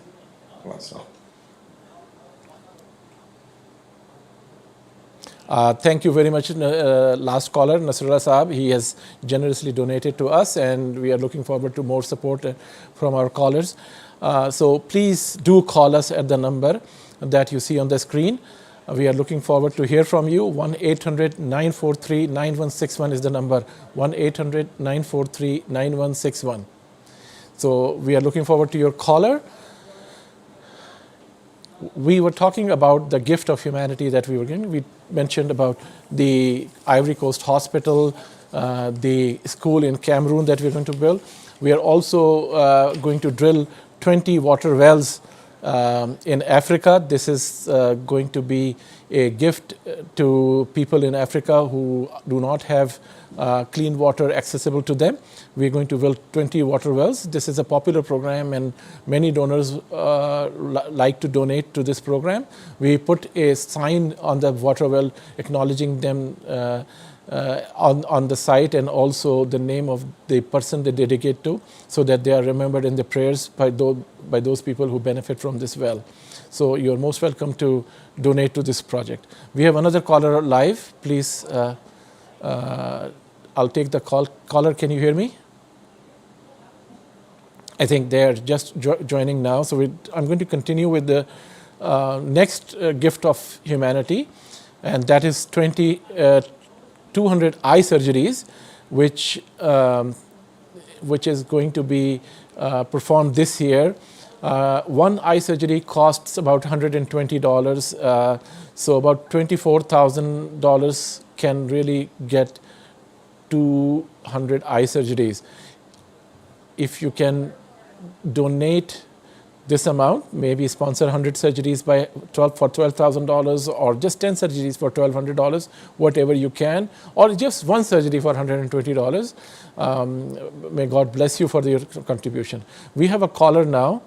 I'll just try again if the caller can hear us. Assalamu alaikum. Ji, walaikum salam. I can hear you. I can hear you too. Okay, thank you very much. Thank you for calling. Can you please introduce yourself? I'm Dr. Shera Haq from Nova Scotia. Thank you very much, Dr. Shera Haq, for calling us. We appreciate your support. Thank you for giving me a chance to be part of it. I would like to ask you a question. Why do you think one should support Humanity First? What is the reason for you supporting Humanity First? There are a lot of other voluntary organizations. They do a lot of voluntary work. The best part of the Humanity First, I prefer to choose Humanity First as my contribution is, the overhead cost is minimum here. Other big organizations, they take 30% of their what we contribute goes towards sustaining the work and the program. In case of Humanity First, most of the workers are voluntary, and they don't get paid for any work. So we save whatever we are contributing goes more towards helping others than towards running the program. Am I correct? You're 100% correct. That's the most important factor for me also choosing to support any charity organization. I would like every dollar that I give go to the people in need or for the cause that we are donating it. So with Humanity First, 97%, almost 97% really goes to the actual need. And this is something that is really appreciated. For every dollar, 97 cents is actually spent on the people in need. So this is something we really appreciate. And also the second factor that really makes Humanity First stand out is that we have a network around the world in 60 countries, and we are able to respond to any need very quickly through our network. So this is another thing which makes Humanity First stand out. So I really appreciate your support. Thank you very much, and I look forward to your continued support to Humanity First. Jazakallah. Thank you very much. Thank you for listening. We have another caller coming up, so we're going to wait for a second. I'm going to continue telling you about our program. So we were talking about the 200 eye surgeries that we are looking forward to do this year as our Thanksgiving and gift to humanity. If you would like to sponsor one surgery for $120 or 10 surgeries for $1,200 or 100 surgeries for $12,000 or a whole 200 eye surgeries for $24,000, please do call us. We are looking forward to support. If you support all 200 surgeries, you are going to be donating more than $20,000, which means you will become our ambassador for Humanity First. And we are going to give you a lapel pin as an acknowledgement and recognition. Please note that the quiz that was supposed to happen at 5 p.m. is slightly delayed. We are going to have that shortly, probably soon after 5:15. So remain tuned. We will be having this shortly. and have your phone ready and be ready with the question. This is an opportunity to go on our website and learn more about our programs. If you know the answers and if you're fast to respond, you may be able to win a prize today. So we're looking forward to participation from you. Also, the number to call is 1-800-943-9161. If you would like to call us to make a comment or to make a donation or make a pledge, call this number. We are waiting for you. Our call center is on standby waiting for your call. And if you would like to come live on this call, they will connect you to this studio also. So just to remind you that this is a live telethon, global telethon. It's the Canadian segment. And it is being hosted at the Humanity First Canada office. We are hosting this program for two reasons, which is that the purpose of this call is to create awareness and also to raise funds. Now, we have a very special guest coming now, and this is respected Malik Lal Khan Sahib, who is the national president of the Ahmadiyya Muslim community, our major sponsor and supporter in our parent organization. We are very grateful to respected Amir Sahab to join us. Assalamu alaikum, Amir Sahab. Can you hear me? Amir Sahab, Jazakumullah Ahsanul Jaza for taking the time out. I know that you're busy, you are actually traveling, but your love for us, for Humanity First, and your support for Humanity First is quite evident from, despite your extremely busy schedule, despite your traveling, you are participating. So Jazakumullah Ahsanul Jaza, and we are thankful to you. Respected Amir Sahab, I have a question for you. By the grace of Allah, Humanity First is an organization that was formed by Hazrat Khalifatul Masih al-Rabi rahimahullah ta'ala, and it is operating under the guidance of Hazrat Khalifatul Masih al-Khamis Ayyadallah bin Nasr al-Aziz. I would like to hear from you why in Islam and in almost all religion, it is important to take care of those who are in need. Why we should come forward to support those who are less privileged. Dr. Religion has two parts. One is man's connection with his creator, and the other one is man's relationship with his fellow human beings. All religions have emphasized both these aspects of religion. And when you find that a part of humanity is under stress, undergoing difficulties due to war, due to famine, or any other natural disasters, it is only natural that we feel their pain and we come to their rescue. And all religions have emphasized help of the needy at the time of their need. So no wonder that every religion has emphasized it. Jazakumullah, Amir Sahab. This is important part, and that's the foundation of Humanity First also. By the grace of Allah, we are doing some major projects, and one of the big projects that we are doing is the Ivory Coast Hospital, which was tasked to us by Hazrat Khalifatul Masih to build this hospital, and it is near completion. We expect that it is going to be completed by end of this year. Respected Amir Sahab, many people have pledged and many have donated for Ivory Coast Hospital. We are still short of the funds to complete this hospital. I would like you to have some motivational word or encouraging message to our viewers so that they can come forward to support this cause. The healthcare is so important in especially the underdeveloped countries. So what would be your message to our viewers today? My message would be that by grace of Allah, we are living in one of the most developed and the most prosperous and I would say the best country in the world. And our gratitude for the expression of our gratitude to Allah, to God, for His favor that He has brought us to the best country in the world is that we remain conscious of the needs of those who do not have even 1% of the facilities we enjoy in everyday life. So it is, if we want to please our Lord, and if we want to be really thankful for the favors He has conferred on us, we should come forward to fulfill the needs of those who have a fraction of what we are enjoying. A real gratitude, expression of gratitude would be that we spend out of what we have been provided by Allah to the aid of those who need it urgently. So I urge my brothers and sisters who are hearing us that we should come up to fulfill this need. And the best means we have available with us is to help humanity who is now building this hospital for the needs of those who do not have these health facilities. Jazakumullah, Amir Sahib. Amir Sahib, as you know that by the grace of Allah, Humanity First Canada is celebrating the 20th anniversary in Canada. And as a thanksgiving to God Almighty for enabling us to provide the humanitarian services, we are especially doing number of projects to show our gratitude to Allah. And that some of the ones that I would like to bring to your attention is that we are building a school in Cameroon. We are finishing our Ivory Coast hospital as a Thanksgiving for 20th anniversary. We will be drilling 20 water wells in Africa as part of this celebration.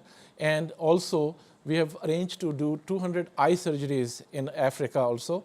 And the last gift that we want to give is a special project assigned to us by Huzur Anwar to build an orphanage in Indonesia. This is an orphanage where the orphan children will live, and there will be a management team to be managed by Humanity First Indonesia. So we are funding that project also. So this is a way of our gratitude to Almighty Allah by doing these humanitarian projects. I request your prayers and support for these special projects that we are doing as part of our celebration.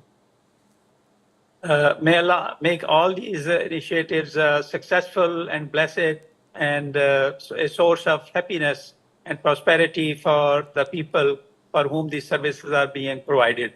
May Allah bless all efforts of Humanity First in the service of humankind. Jazakumullah, Amir Sahib. Once again, thank you so much for taking this time out. We really appreciate that. I request you to remember all the volunteers in your prayers and the donors in your prayers, and we look forward to your continued support in future. May Allah accept all their sacrifices. Jazakumullah. Assalamu alaikum wa rahmatullah. Wa alaikum assalam wa rahmatullahi wa barakatuh. Jazakumullah. So that was respected Lal Khan Malik Sahib, Amir Jamaat Ahmadiyya Canada. Now it's about time to start the quiz program. I hope the organizers are ready. As soon as they are ready, we're going to start the quiz competition. In the meantime, if you would like to call us, the number is 1-800-943-9161. And stay tuned for the questions that are going to come to you, and you can win a prize. So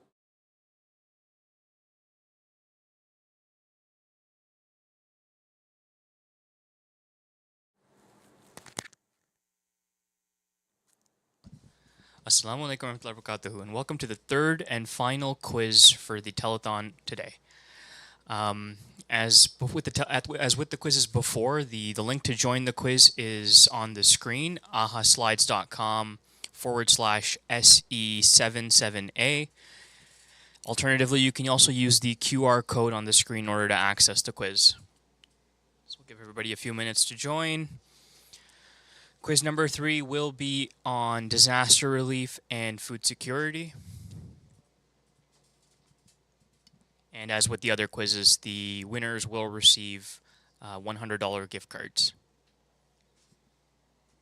Okay, so I think I see 4 participants. We'll give everybody a few. Oh, there's 8. We'll give everybody a few more minutes to please join. Again, you can use the link on the screen, ahaslides.com/SE77A, or use the QR code.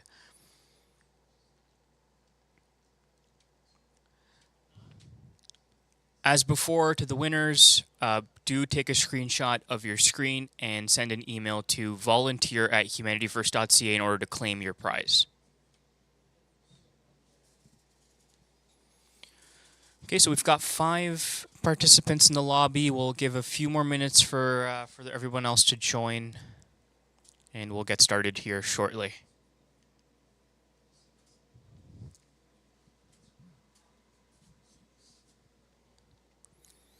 Okay, the numbers climbed a little bit in the last second. Got 2 more people joined. Remember, there is $100 in prizes up for grabs. That seemed to work. Alrighty, let's begin the quiz. Question number 1. Which of the following is not part of the disaster relief program? Again, speed will work in your favor. The quicker you answer, the better. Is it minimizing human suffering, minimizing material loss, running emergency medical camps, or relocating refugees? 5 seconds.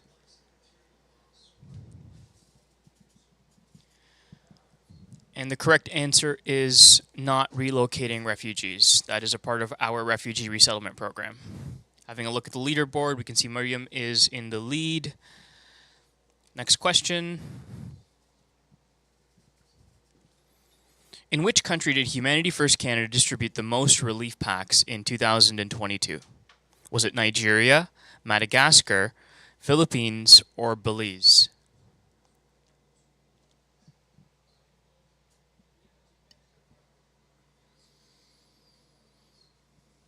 Okay, everyone's answered, and the correct answer was Nigeria.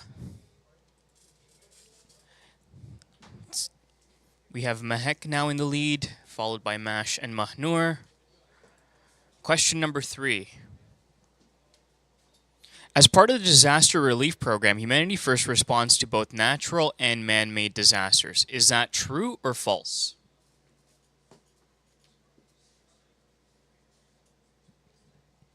Faster you answer, the more points you get. And the answer to that question is true. Okay, Mahek is still in the lead, and we have a new participant in number 2, Hamza. Question number 4. According to the latest estimates, what was the death toll from the Turkey-Syria earthquake? Was it approximately 9,000, 20,000, 60,000, or 110,000 people? The Turkey-Syria earthquake was a relief mission that Humanity First Canada was a part of from last year. And the correct answer to that question is approximately 60,000 people.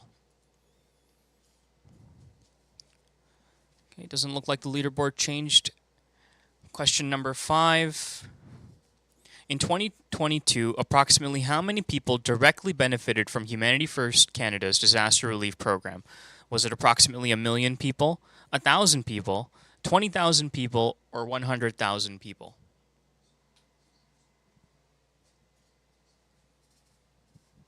Five seconds. 20,000 people. We have a new leader, it looks like, MM, followed by Mahek, and M. Saleh. Question number 6. Humanity First Canada's Vaughan Food Bank provides food to underprivileged families around the world. Is that true or false?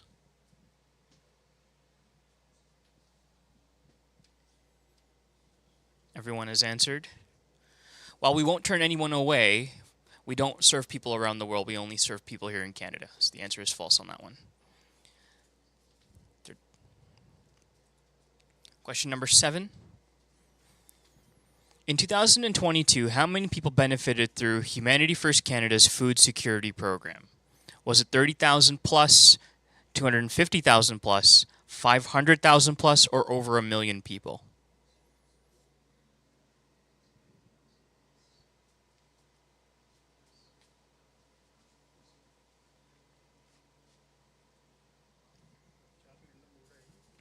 And the correct answer to that question is over 250,000 people. Okay, we have a new leader again. MM is back in the lead, followed by Mahek and M. Saleh. Question number 8. Humanity First Canada operates 2 mother and child healthcare clinics in the Philippines, Congo-Brazzaville, Bangladesh, or Canada.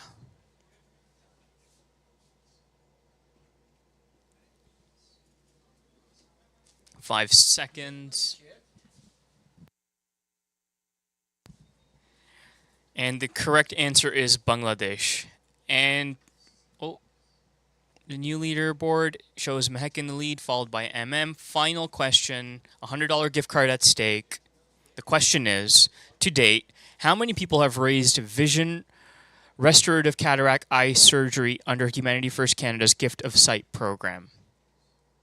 Is it over 175 people, 760 people plus, over 1275, or over 2740? 5 seconds. And the correct answer to that question is well over 2,740 people have benefited from the program. And the final leaderboard, we have Mehek in number 1. Oh, sorry, no, one more question. Humanity First Canada inaugurated what type of vocational training center in Congo, Brazzaville in 2022 under the Learn a Skill project? Was it sewing, computer basics, welding, or English language? 10 seconds. 5, 4, 3, 2, 1. Sewing is the correct answer. So let's have a look here at the final leaderboard. Number 1 is Mehek with 516 points. And so congratulations to our winner. Please take a screenshot of your screen and forward that to volunteer@humanityfirst.ca, and you will have claimed your prize. Thank you to everyone who participated today. And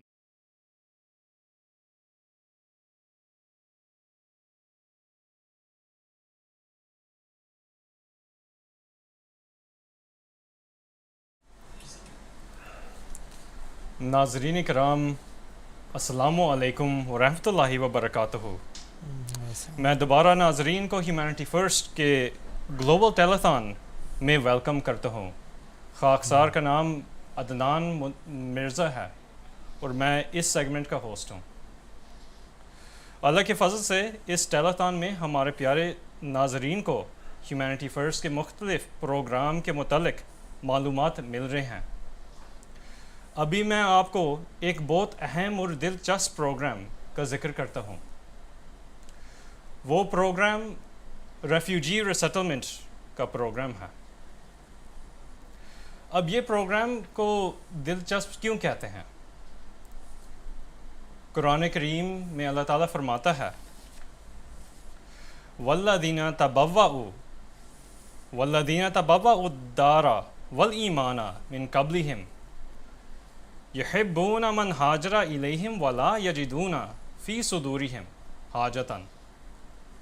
हाजतम मिम्मा उतू व युतिरूना अला अनफुसिहिम वलौ काना बिहिम खसासा व मन युका शुह नफ्सिही फउलाइका हुमुल मुफ्लिहून।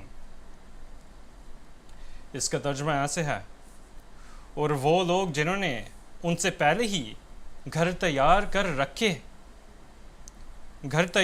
रखे थे और ईमान को दिलों में जगह दी थी, वो उनसे मोहब्बत करते थे जो हिजरत करके उनकी तरफ आए और अपने सीनों में उसकी कुछ हाजत नहीं पाते थे जो उन मुहाजिरों को दिया गया, और ख़ुद अपनी जानों पर दूसरों को तरजीह देते थे, बावजूद उसके कि उन्हें खुद तंगी दरपेश थी। बस जो कोई भी नफ्स की खसासत से पाया जाए तो यही वो लोग हैं जो कामयाब होने वाले हैं। अब ये कुरान करीम के आयात मद्देनज़र रखकर हमारा ये मज़मून चलता है कि दुनिया के मुख्तलिफ़ ममालिक में 10 करोड़ लोग ज़िंदगी और मौत के कशमकश में हैं। ऐसे लोग हैं जिनके मज़हबी या कौमी या सियासी वजूहात के वजह से उनके हम वतन या उनके मुल्क ने खुद ही उनको अपने घरों से बाहर निकाला जैसे हमारे प्यारे रसूल सल्लल्लाहु अलैहि वसल्लम की कौम ने आपसे और अपने असहाब के साथ बदसलूकी किया, उसी तरह मौजूदा ज़माना में भी उसी तरह के जाहिल बे इंतहा जुल्म करने वाले कौम मिलते हैं, जिन्होंने दूसरे के सांस लेना तक हराम करार दिया। जिस तरह आप सल्लल्लाहु अलैहि वसल्लम हिजरत करने पर मजबूर हुए, उसी तरह उन 10 करोड़ लोग आज वही सूरत हाल है।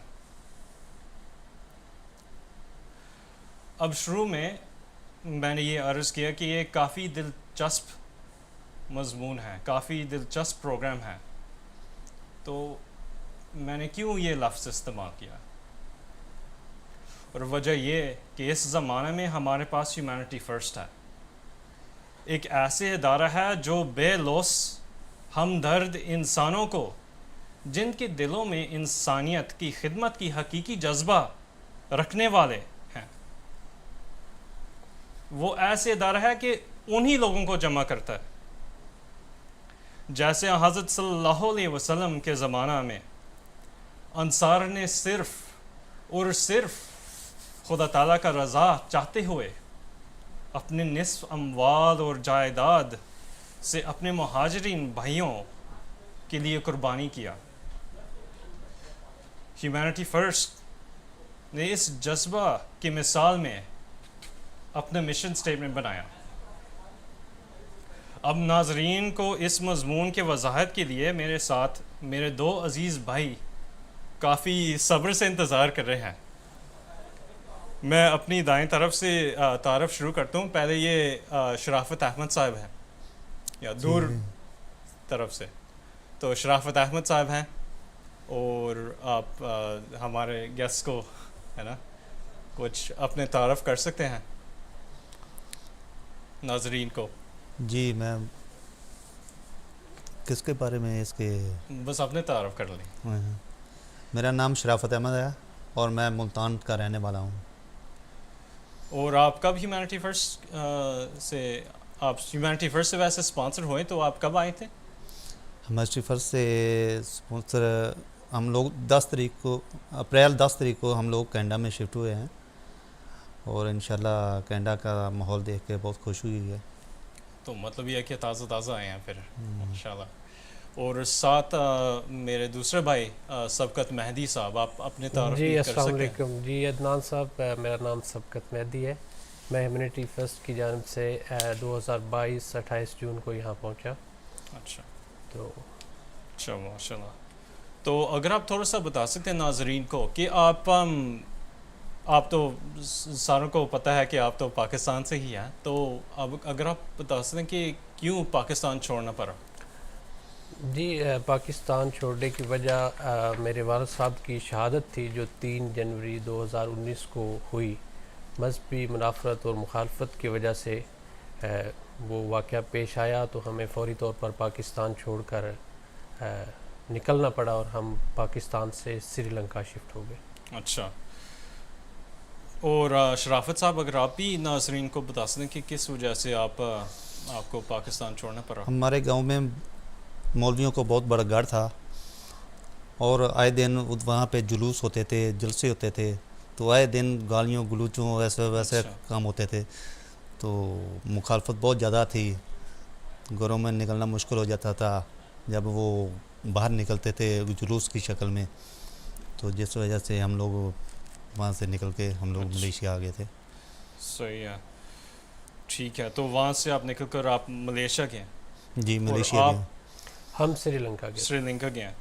अच्छा, तो पाकिस्तान से हिजरत करके आप दोनों अपने मुल्क को छोड़कर आप मलेशिया और श्रीलंका गए, तो उसके मुताबिक आप बता सकते हैं कि मलेशिया श्रीलंका की क्या सूरत हाल थी, और मज़ीद ये बता सकते हैं कि वहाँ पर कैसे ज़िंदगी गुजारना पड़ी, और कितने अरसे वगैरह है ना कि फैमिली समेत क्या है, ये चीज़ें आप बता सकते हैं? सबकत साहब से मैं शुरू करता हूँ। जी, श्रीलंका में जब हम पहुँचे तो मतलब मार्च 2019 की बात है, 19 मार्च 2019 को हम श्रीलंका पहुँचे, तो ठीक 1 माह बाद वहाँ पे चर्च पे धमाके हो गए।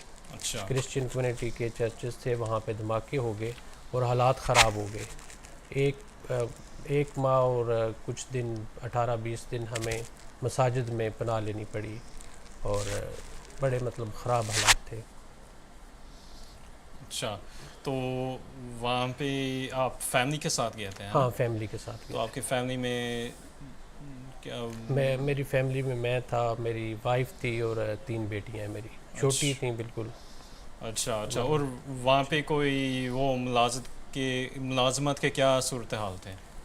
मुलाजमत, ये वाक़या जब हुआ तो उसके फ़ौरन बाद कोविड-19 आ गया। अच्छा। और मुलाजमत के मौके उस वजह से भी नहीं थे और दूसरा हमारा स्टेटस एक रिफ्यूजी का था। अच्छा। तो एज़ अ रिफ्यूजी हम मुलाजमत वहाँ पे लीगली कर भी नहीं सकते थे। कुछ लोग काम करते थे लेकिन कोई इतना प्रॉफिटेबल या कोई इतना नहीं था कि वहाँ पे गुजारा कर सकते हो। अच्छा, ठीक है। और शराफत साहब, आप थोड़ा सा बयान कर सकते हैं नाज़रीन के लिए? जब हम लोग मलेशिया पहुँचे तो हमारा उधर कोई भी नहीं था। अच्छा। तो हमारे साथ जो एजेंट हमारा साथ में आया था वो हमको एक फैमिली के साथ छोड़ के चला गया। अच्छा अच्छा। बाद में मुलाजमत आगे पीछे ढूंढने शुरू की, लेकिन कवर था, कवर की वजह से कुछ भी नहीं था उधर। अच्छा अच्छा। तो जैसे भी गुजारा करना पड़ा, किया। तो मुलाजमत जब मिलती थी तो पैसे नहीं मिलते थे, तो वो बहुत मुश्किल हो जाता था कि 1-2 महीना 3 महीना काम किया और पैसा नहीं मिला तो फैमिली ऐसे की ऐसी रह जाती थी। तो बहुत हालात थे। पढ़ाई का निज़ाम जो दरम बरम था, कोई ऐसा नहीं था, सिस्टम नहीं था, क्योंकि जमाती स्कूल भी उधर थे, लेकिन जमात भी उसी सूरत में चलती थी जब वो अपना दूसरे स्कूल खोलते थे, लेकिन कोविड की वजह से सब कुछ बंद था। अच्छा। तो जो अरसा उधर गुजारा वो बहुत मुश्किल से गुजारा है। तो इंशाल्लाह अभी शिफ्ट हुए हैं, देखो अभी आगे क्या करते हैं हम लोग। अल्लाह फज़ल करे। तो मतलब ये कि काफ़ी भी परेशानियाँ भी थी, है ना, बच्चों की तालीम के पहलू से भी, है जी, ना? बच्चे बिल्कुल जवान हो गए हैं। अच्छा। तो परेशानी तो बनती है बहुत ज़्यादा, लेकिन क्या किया जाए, गुजारना पड़ रही थी और गुजारा है। कितने अरसे वहाँ पे गुजारा? 9 साल उधर रहे हम 9 लोग। जी 9 साल गुजरे। अच्छा, तो मतलब ये कि काफ़ी उनका वो तालीम पर असर पड़ा। ठीक है। आप ये भी बता सकते हैं कि जब ह्यूमैनिटी फ़र्स्ट ने आपको स्पॉन्सर किया और उसके मुख्तलिफ मराहिल से गुजरे थे, और जब है ना वो आपके वीज़ा भी लग गई, है ना, आखिरकार, है ना, कनाडा आने के लिए, तो उसके मुतालिक भी आप थोड़ा सा अपने तासर पेश कर सकते हैं? जी, जब हमें स्पॉन्सर मिला ह्यूमैनिटी फर्स्ट की तरफ से, और जब कोई भी हमारा स्टेप आगे चलता था या कोई भी कॉल आती थी, कोई लेटर आता था, कोई भी स्टेप तय होता था, तो हमारे लिए एक समझें कि ठंडी हवा का झोंका था। ह्यूमैनिटी फर्स्ट हमारे लिए ऐसे साबित हुई कि एक समझ लें एक गैबी मदद के तौर पे साबित हुई। माशाल्लाह। और शराफत साहब, आप ही कुछ जी, जब हम लोगों को स्पॉन्सर मिला तो हम लोग उस वक्त तो बहुत खुश थे, लेकिन इतना अरसा गुजारने के बाद खुशी अभी आई है जब हम लोग इधर शिफ्ट हुए हैं। अच्छा, माशाल्लाह। ऐसे है, काफ़ी लंबी चौड़ी प्रोसेस भी होता है ना, बहुत लंबा प्रोसेस हुआ, तो फिर भी, है ना, अल्लाह के फजल से पहुँच गए, है ना। तो आप इसके भी, है ना, थोड़ा सा वो नाजरीन के सामने बयान कर सकते हैं कि कैसे लगा कि जब आप अपने पहला कदम कनाडा में उठाएं? तो ठंडी हवा मिली है हमको। अच्छा। माशाल्लाह इधर आए हैं, बच्चों की तालीम के बारे में और बहुत सी चीज़ें, सेहत के बारे में ऐसे मालूम हुआ कि जैसे हम लोग इधर ठंडी हवा में आ गए हैं। अच्छा अच्छा। और आपके लिए भी, है ना, कि किस तरह से? जी, हम तो अदनान साहब जब यहाँ पहुँचे तो हमारा कोई नहीं था, कोई रिश्तेदार कोई नहीं था। तो मुझे रास्ते में भी ज़हन में ये खलश थी कि शायद रात को हमारी लैंडिंग है, पता नहीं कोई बंदा हमें लेने आता भी है कि नहीं। अच्छा। जब हम बाहर निकले तो ह्यूमैनिटी फर्स्ट के 3-4 बंदे, 2 गाड़ियाँ खड़ी थी। अच्छा। और हमारा सामान वगैरह उसमें रखा, और आगे आए तो घर का इंतज़ाम, मतलब रेंट पे घर लेके हमारे लिए रखा हुआ था, खाने पीने का इंतज़ाम था।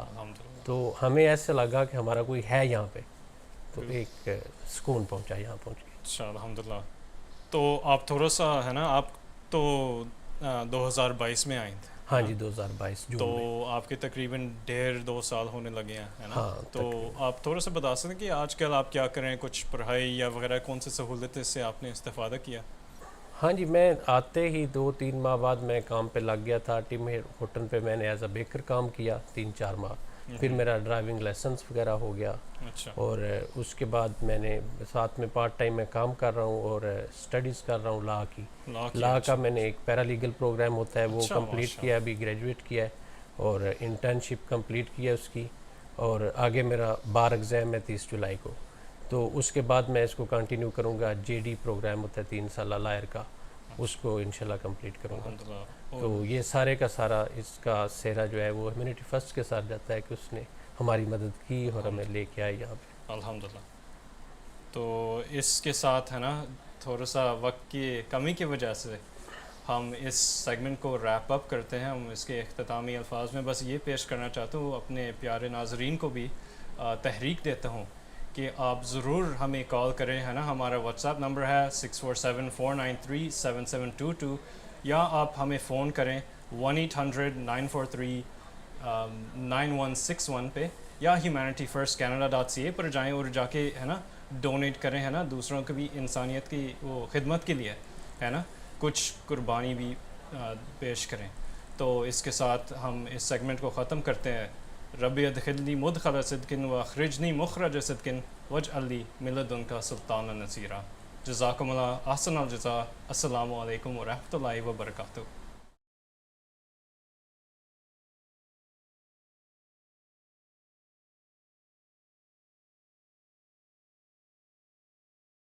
Together, we represent a team of network, a passion, and a force focused to make humanity a priority for those displaced from their homes.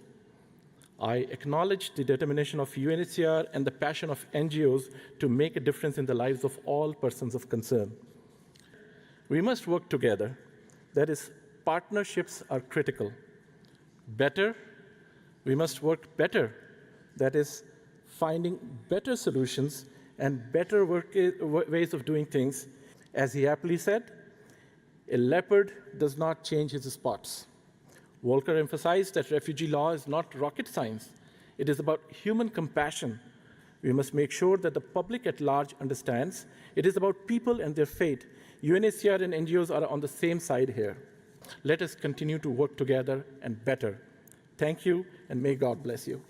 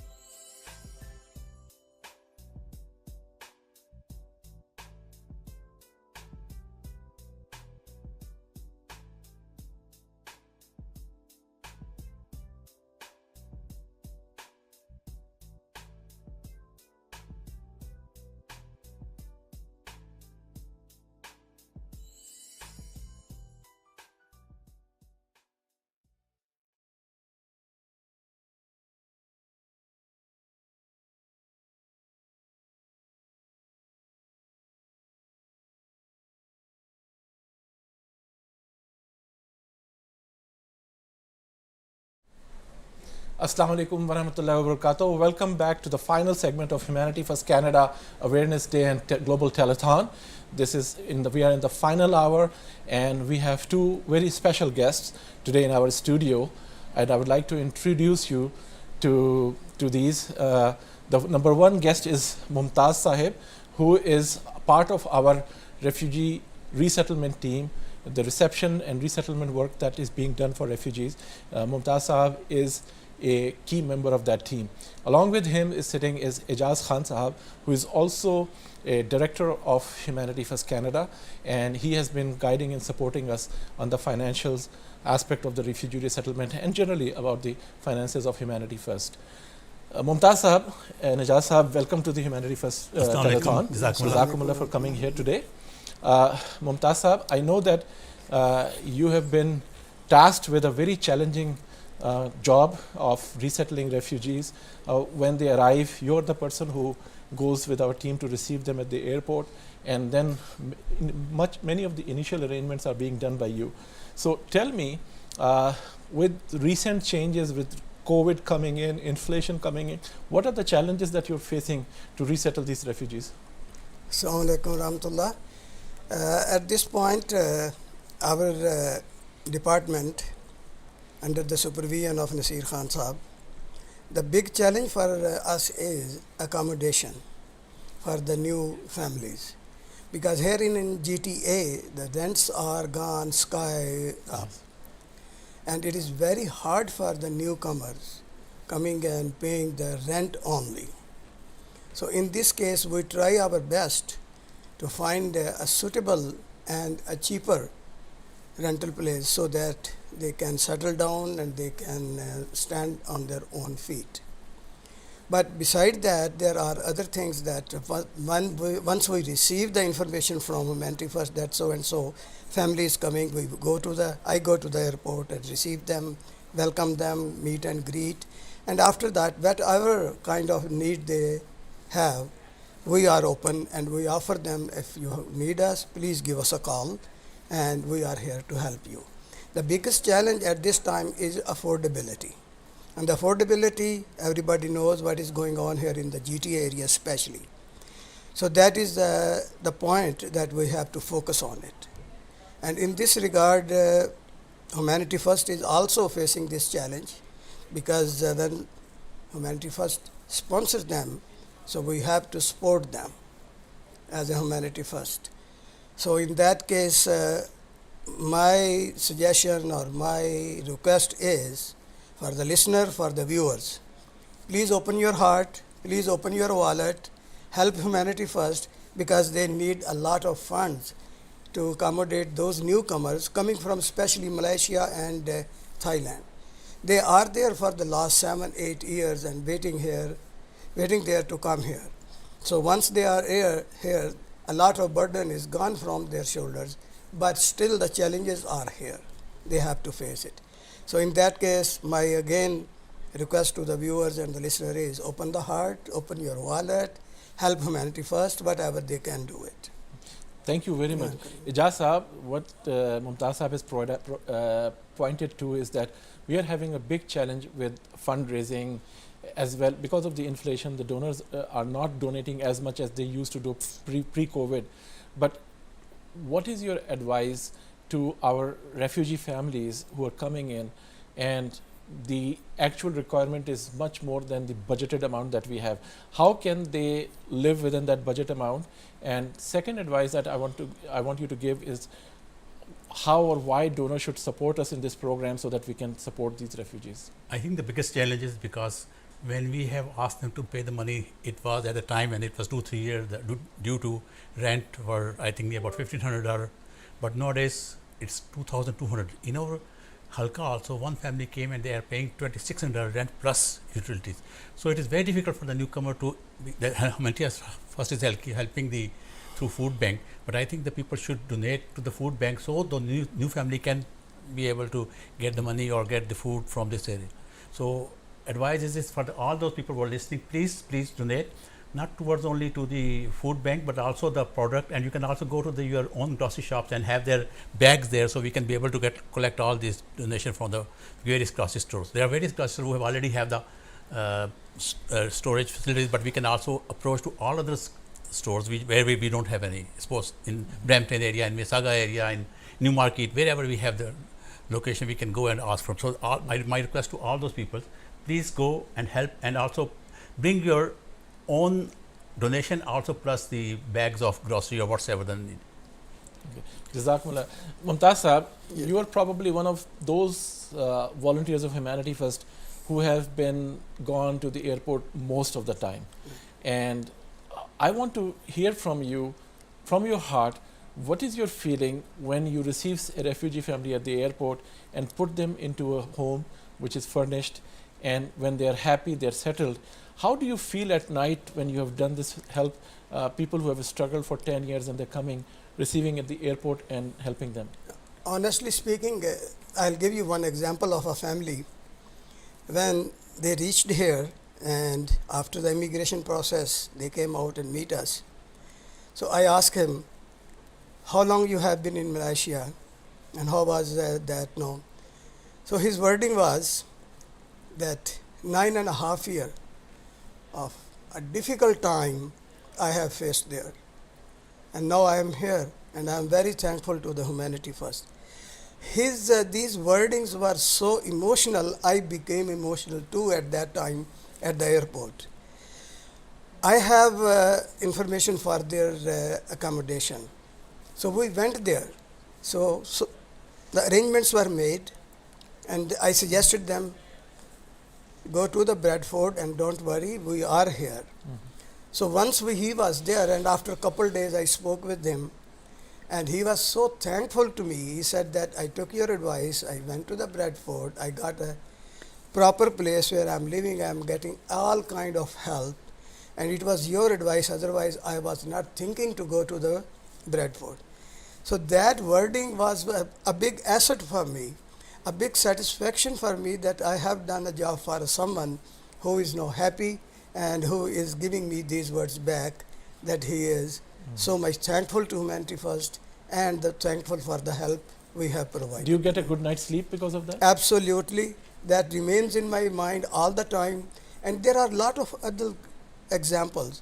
So far, as you know, Dr. Saab, that since 2000, I believe 14, I am doing this job, going to the airport. So far, I think uncountable people I have received.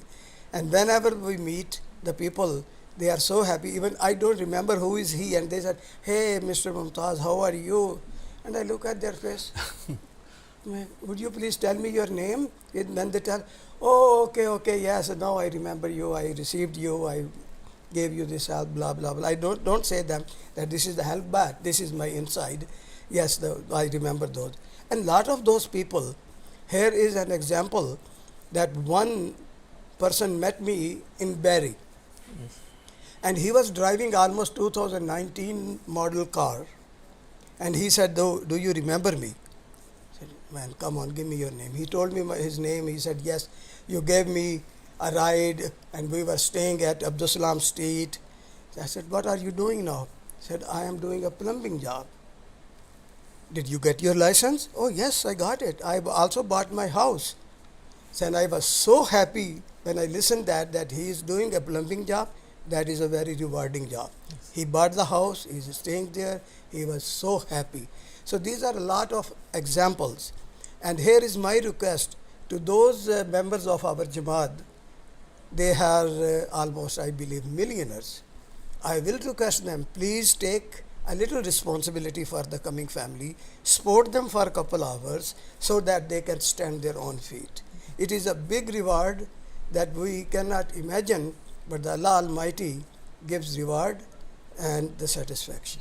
Thank you so much. Thank you, Ijaz Sahab. Thank you, Mumtaz Ali Sahab. So that was Mumtaz Ali Sahab, our frontline worker, a resettlement worker who would go to the airport and receive refugees arriving at the airport, helping them with the accommodation. This is such a rewarding job. This is such a rewarding work that he just mentioned that he gets a good night's sleep. And when someone meets him after some time and says that he's grateful, he's thankful, that makes his day. And that is the feeling of every single volunteer who is working in front line or behind the scene. I'm sure that Ijaz Sahab would also have the same feeling when he would say that the funds are being used for the right purposes and people are benefiting from it. Dr. I request all the members who are watching or who are listening or whatsoever, please come to the food bank. You will see yourself that how many people are there getting the food. So at the same time, we have to request the member, please donate toward the food bank, because it will help the new families also, because Yes. we give them food all the them, time. yes. In the first few, I think 2 or 3 months, you also help them a lot. So Yes, of course. please come and not only visit, volunteer and donate. There are 3 things you have to do. Come here, see yourself. There how many members are looking for food. Number 2, donate. Number 3, please bring whenever you come here, please bring some sort of food with you. 1 bag of 2 bag, 3 bag, whatever you can bring. That was Ijaz Khan Sahab, our board member, talking about his feelings about how we feel when we help someone out. The number to call is on the screen, 1-800-943-9161. And this brings us to a reminder that we are offering everyone to become an ambassador of Humanity First. And to become an ambassador, all you have to do is donate $20,000 and become an ambassador of Humanity First. If you cannot donate, don't worry about it. Help us in fundraise. Go to your friends, team members, colleagues at work and get that. And what are you going to get in return? We are going to give you a special Humanity First ambassador pin. You can see on the screen, there is a close-up shot of the pin sitting on our mug. Of course, we'll give you a mug for free also, but this pin is a special pin reserved for our Humanity First ambassadors, those who are going to donate $20,000 or those who are going to raise $20,000 through your friends, families, and relatives, or colleagues at work. You are going to earn this pin. This pin will show your service to humanity, your passion to serve humanity. Don't hesitate. It's an opportunity to earn this pin. $20,000 is not a big amount for those who are making in hundreds of $1,000s. $20,000 is not a big amount. If you are a good fundraiser, if you believe in Humanity First, you can raise money.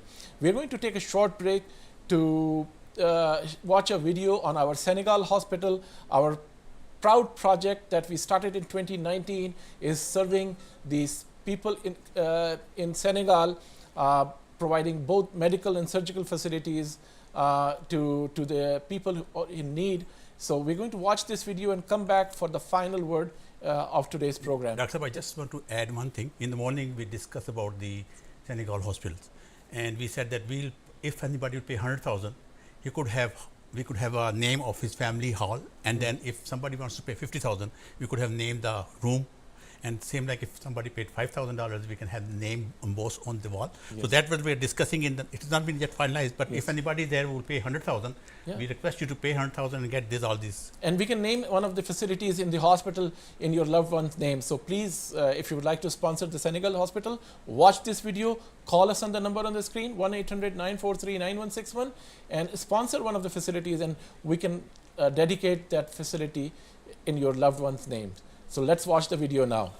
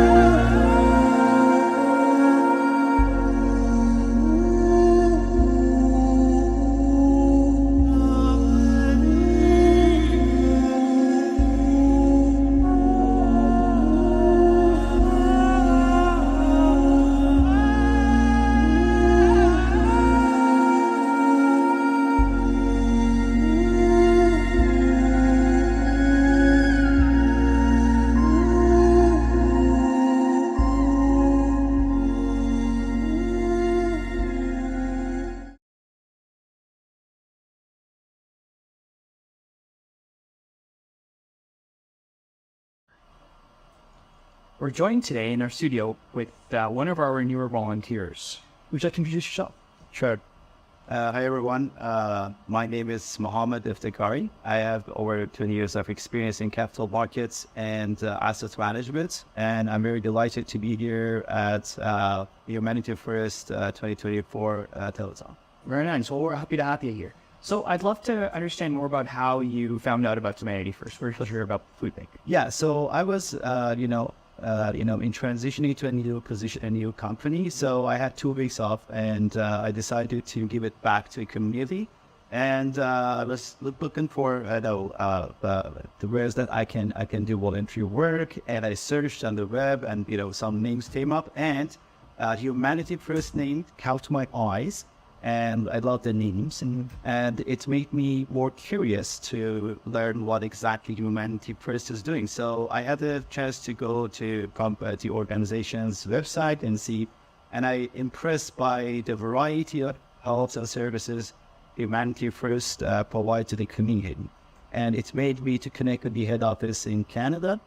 And I talked, to people here, and I said that this is my situation. I have 2 weeks. I'm more than happy to help with you guys. And, I started working. They said that the immediate accommodation would be in food bank.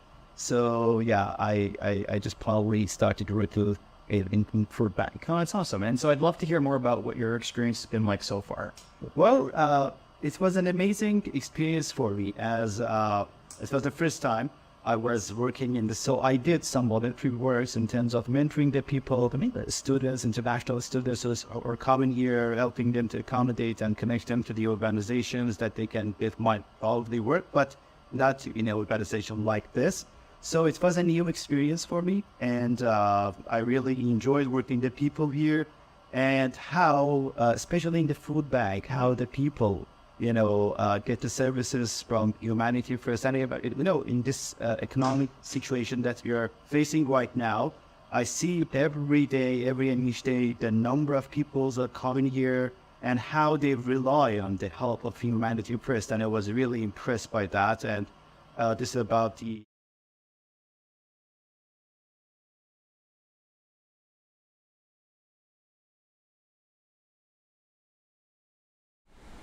Assalamu alaikum. Welcome back to the final minutes of the Humanity First Awareness Day and Global Telethon hosted by Humanity First Canada from the head office of Humanity First Canada located in city of Vaughan. Thank you very much for watching this program today. We are very appreciative of those who called, those who were not able to get through the call, but they did pledge, they donated. We are very appreciative of that. We are in the final minutes of this Humanity First Telethon, and we are requesting you to make a pledge. You can call us at 1-800-943-9161. You can go online and make a pledge online, or make a donation right away for any amount that you would like to. We are asking you today that as a special celebration for 20th anniversary, if come forward and become a Humanity First ambassador by donating $20,000. You don't have to donate money today. You can donate it during the year 2024, but you have to donate $20,000 in this year to become a Humanity First ambassador. And when you donate it, you're going to get a special lapel pin that will highlight that you are an ambassador of Humanity First. This lapel pin is waiting for you. You can donate $20,000 or fundraise $20,000. Go to our website and see how you can make a pledge for that. I have with me our two board members, Nadeem Mahmood Sahab and Kareem Aziz Sahab. Nadeem Sahab, people may be asking that there are 80,000 charities in Canada. Why should they pick Humanity First? What could be the reason for picking Humanity First amongst all other charities? So I mean, I know that every charity would have their own reason for being picked up, and then you want to work for that. I'll give you a perspective of a volunteer, right? So if I come in here almost every weekend, and when I come in and I see the lineups outside, the people are looking for the food, but then I see another world inside, the kids who are coming in on a regular basis, the families who are coming on the regular basis to work within the food bank as a volunteer, right? They are there, and I've talked to so many of them. There's a family who comes in with the mom with the two kids, and they're always here enthusiastic. They wait for this weekend so that they can come in and spend the time. So Humanity First must be doing something which is inciting these volunteers who wants to come back and give back to the community. So there, And then amazing thing is that these are young kids who are going to be there for years to come. So I think that the Humanity First definitely have an edge where we are providing a volunteer opportunity which can be tailored to your own need. So everybody wants to contribute, and this is according to your own profession. You are a videographer, come in. You can do an artwork for us. So Humanity First, just because of its global reach, can provide you tons of opportunities which you will have an opportunity and then contribute to the society and fulfill your inner desires as well. That's great. We've got a caller, so we'll take this caller. Is caller online right now? Assalamu alaikum, can you hear me? Yes, I can hear you. Assalamu alaikum. Please introduce yourself. My name is Irfan from Vaughan. Irfan sir, welcome to our show, Humanity First Global Telethon. Thank you for calling us. Do you have any comments to make, or would you like to make a pledge? Yes, I would like to make a pledge for $2,500 for the noble cause. Thank you so much. This is so generous of you. We really appreciate that. And may God bless you for this. I would like to ask you a question. Why did you choose Humanity First as your charity of choice? First of all, I know they are honest people in the Humanity First. So my money is not wasting here and there. And they are always trying their level best for the noble cause in the world, to helping, raising food for the food bank. Also helping in the world for the hospitals, school, colleges, for making wells, and a lot of different, sometimes disaster comes, so they go and help in the world. Regardless which ethnicity or culture or religion they belong for, they always go and help. So it's a noble cause, so that's why I always help, and my family is always helping in this, and inshallah we're going to help for the rest of the life. Irfan Saab, with your permission, can I dedicate this $2,500 to our cataract eye surgery that we do in Africa? We'll be able to do 20 eye surgeries with this money. If you allow us, we will do 20 eye surgeries on your behalf. Yes, please. I'll be very happy, because this is our profession as well. We belong from same optical industry. This is very, noble cause as well. I will say yes, please. Yes, thank you so much. May God bless you. May Allah bless you so much for this. We are going to do 20 eye surgeries on your behalf for this. We really appreciate that. Thank you so much. Thank you so much. Thank you. Assalamu alaikum. Kareem sir, you look after our finances in Humanity First. Tell me, how do you see that Humanity First stands out among all other organizations? Why people should donate Humanity First from finance perspective? Thank you, Dr. Saab. So as a finance professional, I can see that we are three professionals sitting here. You are a doctor, he's a communication expert, I'm in finance. All three of us are volunteers, and we volunteer our time, and that's what makes our charity a noble charity, different from all other 80 charities in Canada, because our administrative cost is 3-4%, whereas other charities, the chairman flies first class, he drives a Merc, but we don't. We spend every donation which comes here to the right cause. Like the caller recently called, he said that he knows that the charity which he gives goes to the right cause. That's the differentiating part, and that's what makes our charity noble charity in Canada and world over. Thank you so much. This is exactly the reason why we are asking you to support Humanity First, and the advantage here is that you can experience firsthand. For those who are not very familiar with Humanity First, do you know that Humanity First is a platform? If you have a passion to serve humanity, you individually, you group of friends, you as an organization, you as anyone, you can use the platform of Humanity First to satisfy your passion to serve humanity by coming to volunteer and doing one of the 9 programs.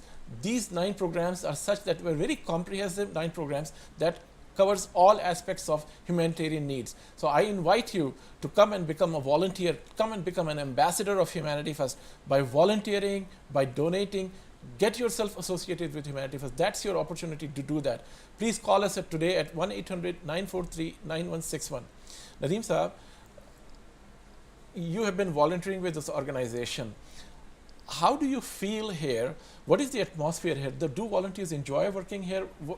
Is there any kind of satisfaction in doing this work? I mean, of course, Dr. Saab, anybody does anything in their life, right? They pick up a reason for that. And I think if, as I said earlier, if you see these volunteers who wants to come back, which means that definitely they are getting this inner satisfaction. They wanted to do something, giving back to the community, right?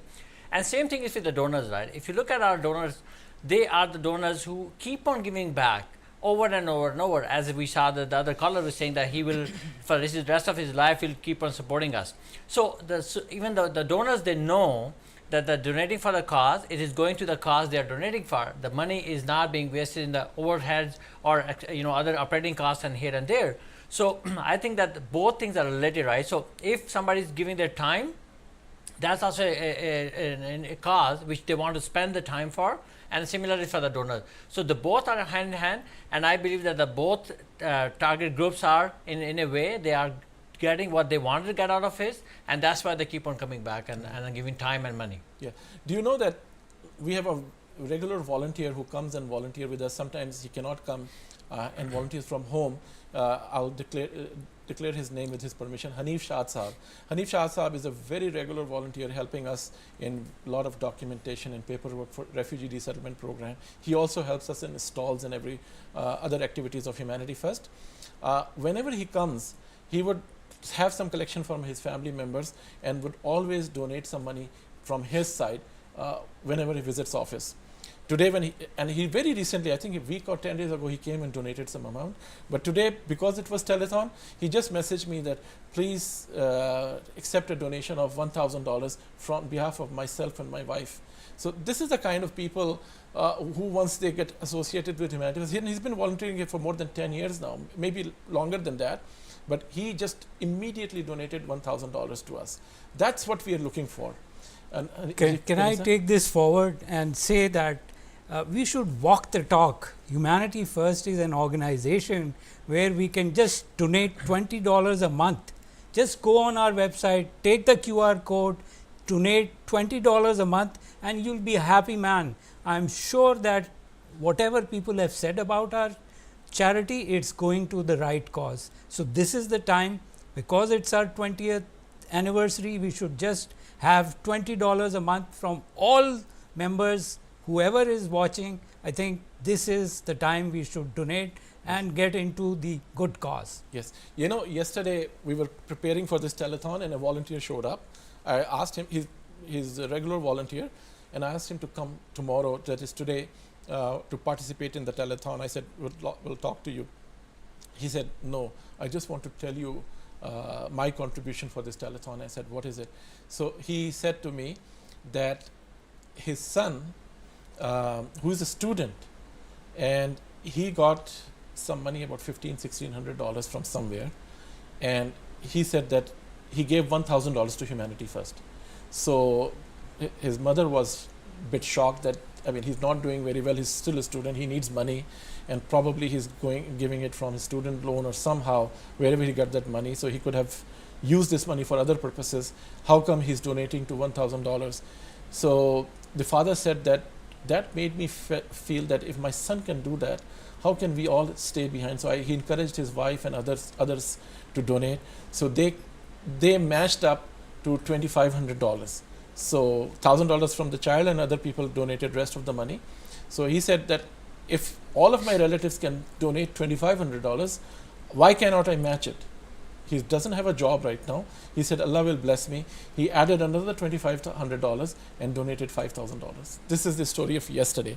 So I'm asking our donors that we have volunteers, and imagine volunteers have the first-hand experience of what it means to be part of Humanity First, what it takes to be part of Humanity First, how it feels to be part of Humanity First, and they come forward and they donate. That's their belief, that's their trust that they have in Humanity First. Come forward, volunteer, donate, enjoy that feeling. we will give you, if you sponsor a child, we're going to give you the report of the child. If you sponsor a water well, we're going to give you a report of water well. This is your organization. Come forward and make a pledge. If you're not able to do it today, do it tomorrow, but become a monthly donor. I look forward to see you make a pledge, go online, make a pledge, make a donation, but be part of Humanity First, either by volunteering or by donating or doing both. So again, the number is 1-800-943-9161. Now we are coming to our final minutes also. One last advice that you would like to give to our viewers before we end this session. Well, I think we have talked about multiple ways anybody can be part of the Humanity First, right? So we just spoke about today, you, Dr. earlier mentioned in another segment that what are different activities we're going to carry out because we are in the 20th year of Humanity First in Canada. So I would think that, you know, we are setting up some aggressive goals for ourselves as an organization. So we are, one of the goals which we are leading towards is that we're trying to get 2,000 donors who will be our monthly donors. We want to make sure that Humanity First can sustain through that regular donorship, and then we are encouraging the members. It's a small donation. You can start with minimum of $20. You can go whatever amount you want to do on a monthly basis. But look at that, $20 in nowadays, even is less than a cost of a cup of a coffee, right? As I mentioned earlier, so nowadays even coffee is $2, right? So it's a 10 days of coffee. You can drop 10 coffees and then become a monthly donor. So it's so easy to be a donor, to be part of this noble cause of Humanity First, and then just reminding the people that this is the organization which was established by our fourth Khalifa, Hazrat Khalifatul Masih Rabi Rahimahullah, and then is being fully supported by current Khalifa Hazrat Mirza Masroor Ahmad Ayatollah bin Abdul Aziz, because they know that this is the humanitarian effect of that, where we are not able to reach in other ways. Humanity First is doing that job. Thank you, Jazakumullah. Kareem Sahab, your final word. I think two of the programs are very close to my heart. One is food security. The only reason food security is very close to my heart is on Saturdays and Sundays when I come to the office, I see lines of people. They're not volunteers. They are here to collect food. That is what makes my heart beat faster, is that we are part of an organization which can help these thousands of people who are standing in line to collect food. The other program which is very close to my heart is global health, because we are going into the 20th year and we are building our Ivory Coast hospital. We are also going to buy the Senegal building, which we are serving on a weekly basis. I think those are the two causes which are very close to my heart, and I want people to donate for these two causes and be a member. Donate $20 a month, and that will be enough for us. Thank you very much. Thank you, Kareem Sahab. Thank you, Nadeem Sahab. So the final word, you know, this year's theme was food security, and we have asked you to donate to various programs. Food security is a very important program. Humanity First Canada has a flagship project of our food bank that is serving over 3,000 people every month on a regular basis. We are making deliveries over 300 families to their homes. This is a huge service that keeps us busy 7 days a week.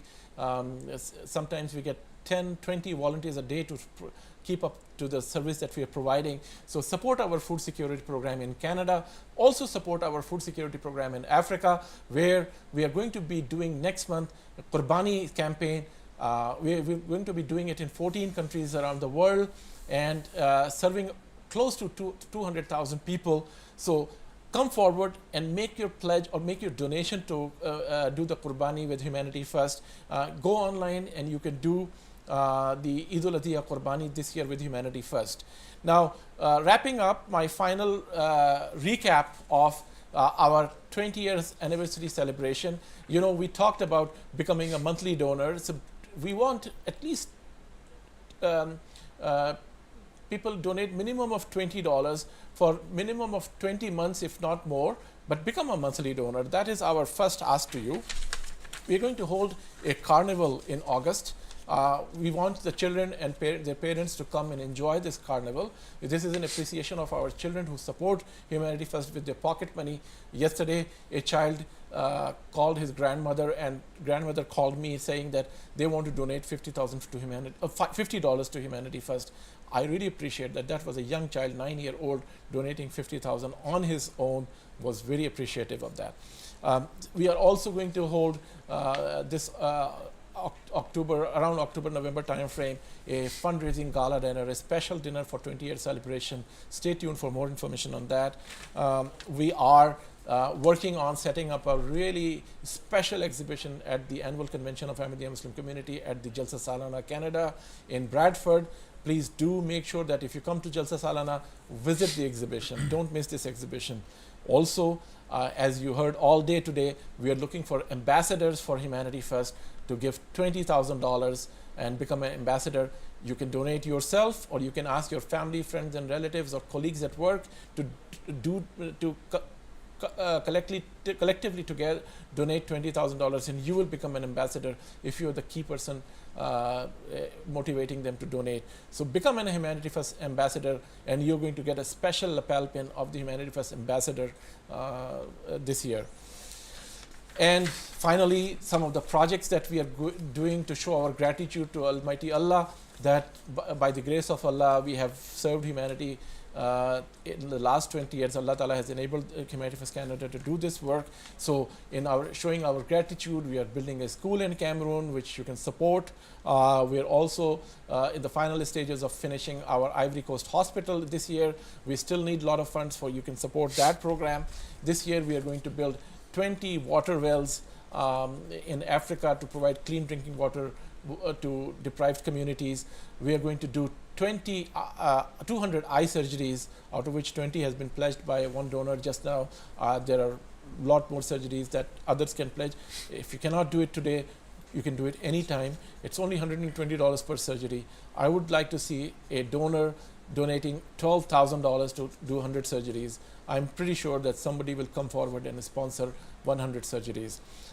We are also building an orphanage in Indonesia, and we are looking forward to your support. This is a orphanage where the children are going to live. It's separate from our orphan care program, and we will have a team to supervise those orphans. Any donation that you can make to that orphanage will be highly appreciated. So this brings us to the end of the program. I thank all our viewers who were able to watch our program, who were able to donate or make a pledge to this. I really am appreciative of all our volunteers who have been helping us, supporting us throughout this program. This was pulled through very short notice, despite some volunteers getting sick and not available. A small team was able to pull through this, so I'm really appreciative of that. I request all our viewers to remember all our Humanity First volunteers in your prayers, volunteers who work in front line, volunteers who work behind the scenes. Please remember them in your prayers. And come and become a volunteer. Come and become a part of the team that makes a difference in the lives of the people. Enjoy that. Get the feeling of satisfaction of helping others. With this note, I request your prayers. Thank you very much. This brings us to the end of Humanity First Canada Telethon 2024. We look forward